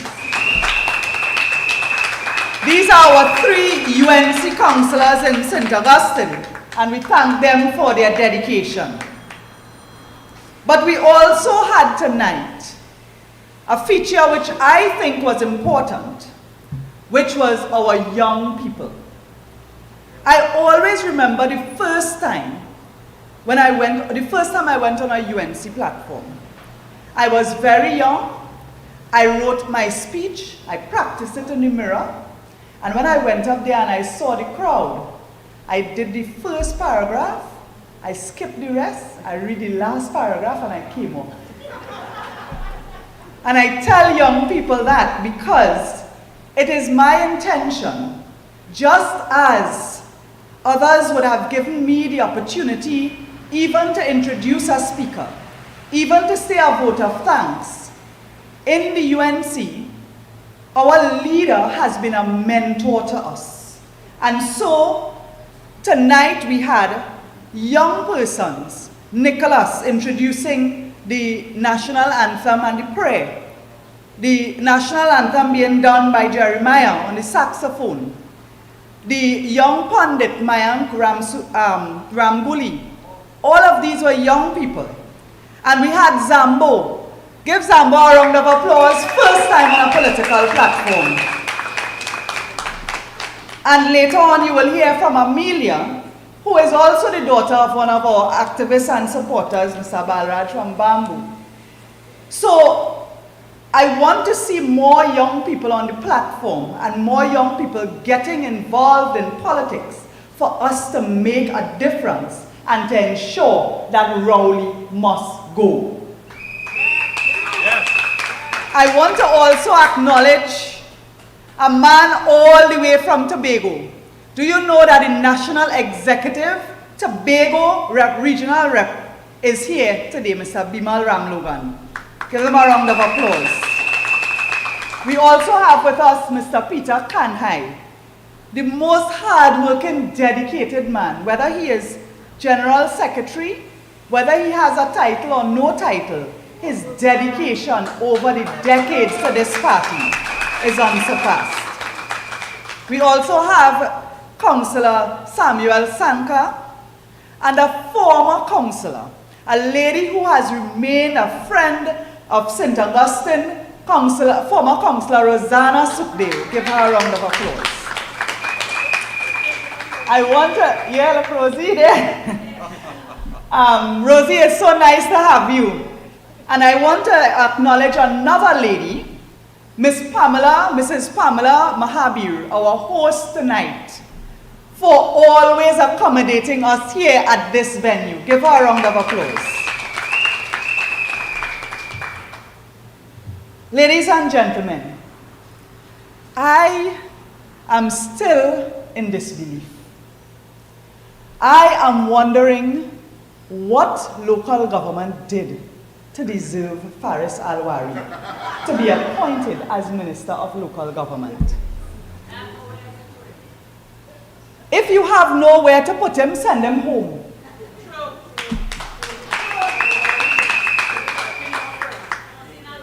I think he is collecting enough rent. He could go home and relax himself and stop forcing his incompetence on this country. You know, when the UNC was calling for pepper spray for women and tasers to protect themselves, when the Minister of Agriculture told us, well, he's our next one, thankfully he has been relieved of his duties.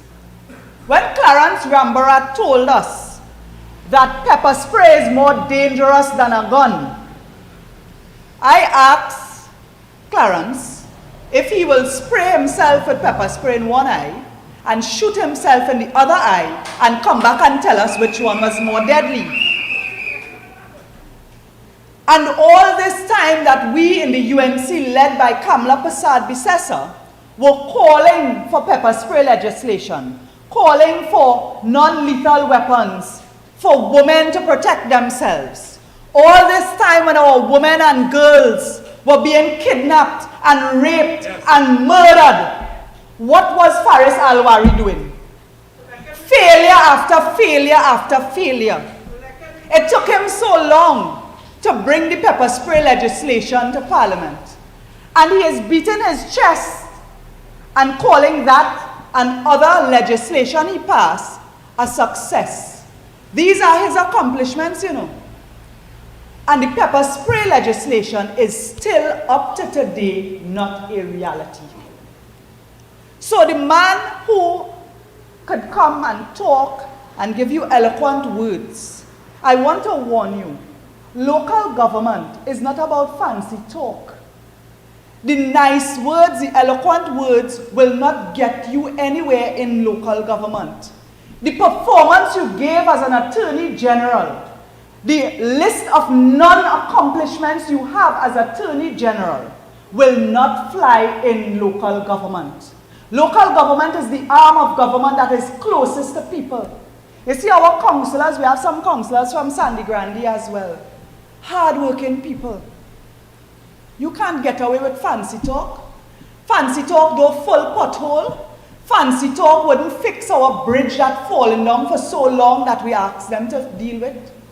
Fancy talk doesn't get your issues in local government addressed. So there will be no honeymoon for you, Mr. Faris Alwari. And I am still begging the Prime Minister. We are so shocked, you know. Because this reshuffle, if you have a pack of jacks and you reshuffle a pack of jacks, what do you end up with? So if you have a pack of jokers, I don't want to say the word, you know, but if you have a pack of jokers and you reshuffle the pack, what are you ending up with? The same jokers. Before this reshuffle, there are so many other persons we have a question about. You move Faris as Attorney General because he is incompetent. I fully applaud you for that. I don't applaud you for putting him in local government. You move Clarence Rambarat as Minister of Agriculture. I applaud that. Clarence was supposed to go long time. He has been failing agriculture, failing food security, failing our farmers for a long time in this country. But there are question marks over other ministers that I want to ask. There are so many allegations about Foster Cummings concerning corruption with land. Why you don't move Foster Cummings? When are you going to move Foster Cummings? Miss Almond Milk. All you remember Almond Milk? Youth and sport and community development in this country is only for a select few. When we had a freak storm in St. Augustine and we were on the field, all of us, getting the information and sending it, begging for self-help to replace people's roofs.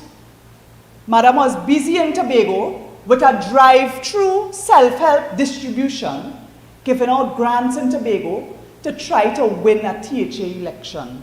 But the people of Tobago were not fooled, and we in Trinidad must be brave and to stand up like they did.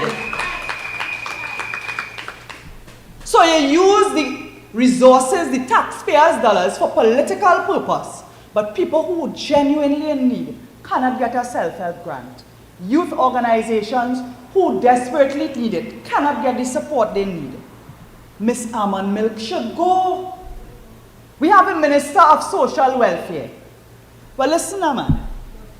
The amount of people who we meet who are losing their food card, people living on a disability grant of $2,000, and they take away their food card. I want to ask Miss Social Welfare if she could live on $2,000 a month with no food card, no other support. That is what they are forcing our citizens to face. And in St. Augustine, I have so many constituents who are up and down by that office opposite Royal Castle, begging because they do qualify and they are in need, but they are being denied. that Minister of Social Welfare has to go. Do you know, my ladies and gentlemen, that there is also a Minister of Labour? You don't hear about him? How many labour negotiations did this man complete? None. Smalley mentioned that is more than 70 labour wage negotiations were completed under Kamla Persad-Bissessar. This man is Minister of Labour. He has not brought us new policy. He has not brought any protection for workers. He has not done a single wage negotiation. And he is sitting there while hundreds and thousands of people are losing their jobs in Trinidad and Tobago. He ever bring anything to create new jobs? Mr. Labour must go. I really can't even remember his name because he don't even talk. And then you have Minister of Dry Pipe and Darkness. The Minister of Public Utilities has been a failure making excuses for himself from day one. He continues. We in St. Augustine, we get all kind of Morby and thing and we pipe down here, you know. When you get in water, we get in Morby sometimes. St. Joseph, our neighboring constituencies, they also complain to us and they tell us, Minister of Dry Pipes and Darkness, you have not been performing. You have been making so many excuses about WASA, so many excuses about public utilities, and you continue to shove non-performance down our throat. It is time for these people to go. And of course, the biggest joker in the pack. We are in such a state of crisis when it comes to national security. And you leave Fitzgerald Hines there? I want Keith Rowley to have his head examined. What sane person could reshuffle a cabinet and leave Fitzgerald Hines as Minister of National Security? He has to be mad. But then again, it's not the first time he do madness. It's not the first time he do craziness. And then PNM just clap. But many of them are not clapping anymore. And we have to be ready to stand to make a difference. There will be a local government election soon. And all the political discrimination we face. Zambo spoke about the number of CPEP teams and workers in St. Augustine. We don't see a URP gang. The CPEP is for political friends and family. In St. Augustine, there are less than half the number of CPEP teams as in St. Joseph and Tunapuna. And then they call themselves a government. Sambo is right. Kamla Persad-Bissessar never used to discriminate about who is UNC and PNM. We have to stand up against that kind of unfair practice. We have to stand up against political victimization, and we must not be afraid. They blame Kamla. They blame UNC. For 2 years, they blame COVID. I feel they will stretch out the COVID thing a little more. Now, they get a new whipping horse. They're blaming the war on Ukraine. Listen, long before the war on Ukraine, Keith Rowley declared war on the citizens of Trinidad and Tobago. You have been treating us like dirt. You have declared war on our women when they are being attacked, when they have to lock themselves up like prisoners in their homes to be safe. You have declared war on our farmers, farmers who have to put up their own money to fix their agriculture access roads, farmers who getting drowned out in the rainy season, and in the dry season, everything dying because of lack of water. Our farmers have been working hard, and they have not had the chance to do what they should do. But because Rowley has declared war on farmers, Rowley has declared war on education. Our children, Mrs. Ramsubik, thank you so much for being here. I remember your late husband, Judge Ramsubik, and I thank you for sharing on what is happening in education. But when our children cannot get laptops, when our children are facing cramped conditions like in Curep Presbyterian School, because this government, out of political wickedness, refused to open the schools that were built by the UNC. That is declaring war on education and war on our children. This government has declared war on the underprivileged. When they take away a food card and they tell you go and live on $1,300 a month, when they deny you your pension and you are running up and down for a year, 2 years, when they change your requirements every other week and send you back, and you can't even buy a little medication for yourself, the government has declared war on the underprivileged. And today I tell you, with this reshuffle, you know that local government is my heart. I spent 10 years as a councillor, 3 years as a chairman of a regional corporation. Yes, Chairman. I worked as an advisor to the Minister of Local Government when we were in office. And today, the appointment of Faris Alwari as Minister of Local Government, you, Keith Rowley, have declared war on local government. You have told us that you don't care about local government. I know the PNM never placed much importance on local government because the only time they ever do anything for local government is when it's close to an election, just to win some votes. And I will tell you, they plan to bring some legislation. I'm telling you from now is Mama Guy, right? And I'll give you 2 examples. They want to bring legislation to make Diego Martin Corporation and Paria Corporation into boroughs. But all they are going to do is change the name. So now that they are named a borough, it's not as though they're getting more money. It's not as though they're getting more resources. It's not as though they're getting a better building.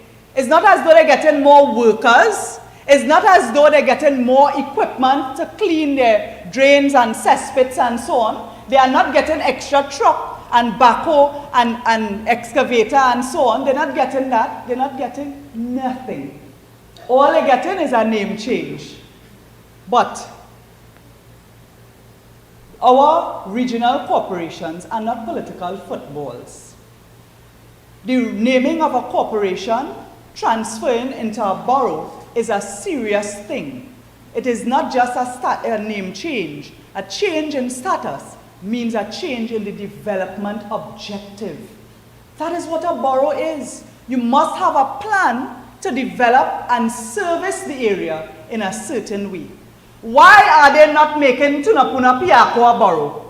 We have councillors here, and I'm sure the PNM may not say it publicly, but the PNM councillors will also agree. St. Augustine constituency sits in Tunapuna Piako region.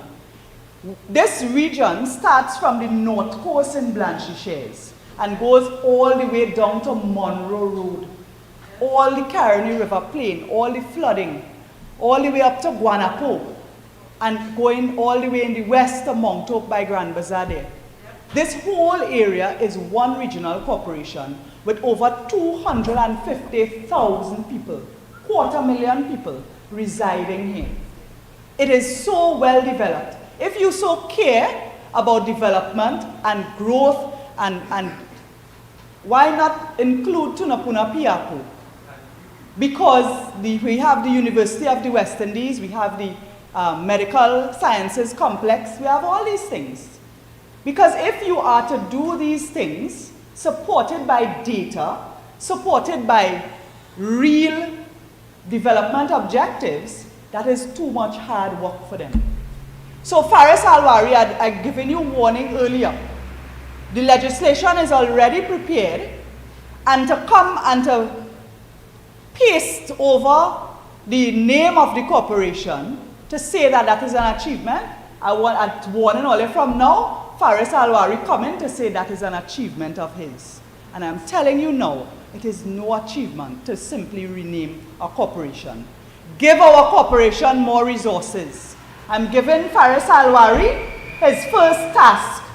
Give our regional corporations more resources. Give them more workers. Give the regional corporations more equipment such as trucks, backhoe, cesspool emptier, water trucks. Give our regional corporations more support to reach those most vulnerable in our community. Give our regional corporations support to do local economic development. Give our regional corporation councillors the support that they need. Because right now, Kamala get them office, the PNM can't even pay the rent. Where Kenwin Philip? Kenwin Philip get eviction notice, he get put out. Councillor from Sandy Grande. How shameful is that? The rent is $2,500. So Faris, that is your work. If you believe that you could perform, you didn't perform as Attorney General, well, you have a chance. Let me see you. We will not be letting you get a free pass here at all. I want to end by commending our UNC Women's Arm and asking you guys, my St. Augustine family, you are always with me. You come out every time we have events, but we have to be more vociferous. We have to be more outspoken, more bold. All our events have been COVID compliant. We observe social distance. Nobody ever gets sick from coming to our events. We have to continue that as the COVID situation improves, because let me tell you, those of us who survive COVID, we mightn't survive PNM. There are literally families who are starving. There are people who are being thrown out. This morning I got a photograph from a family in Curia who has been evicted, all their stuff on the road. I meet families like that all the time because they cannot pay their rent. I meet families in the grocery car park begging. Women with houses, with children behind them, with a donation sheet. We have to prepare ourselves to change government. We survive COVID, we mightn't survive PNM, but we have to stand together. And if we are to survive, Rowley has to go. I thank you very much, my St. Augustine family.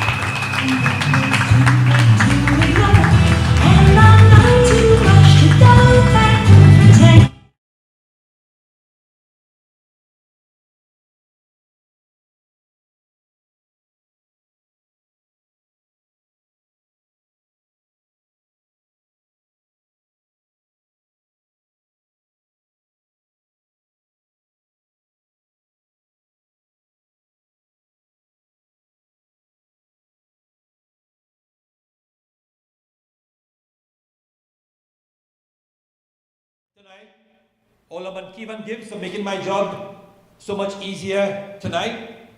We want to thank you and every single one of you also for giving us the support as we continue to speak to you, as we continue to bring all the very relevant information across Trinidad and Tobago by our political leader, our MPs, our senators, and our councillors. To do your vote of thanks tonight, I want to introduce to you Amelia Balraj, a law student. She lives in the constituency of St. Augustine and who will do the honors of giving the vote of thanks tonight. Welcome to the podium, Amelia Balraj.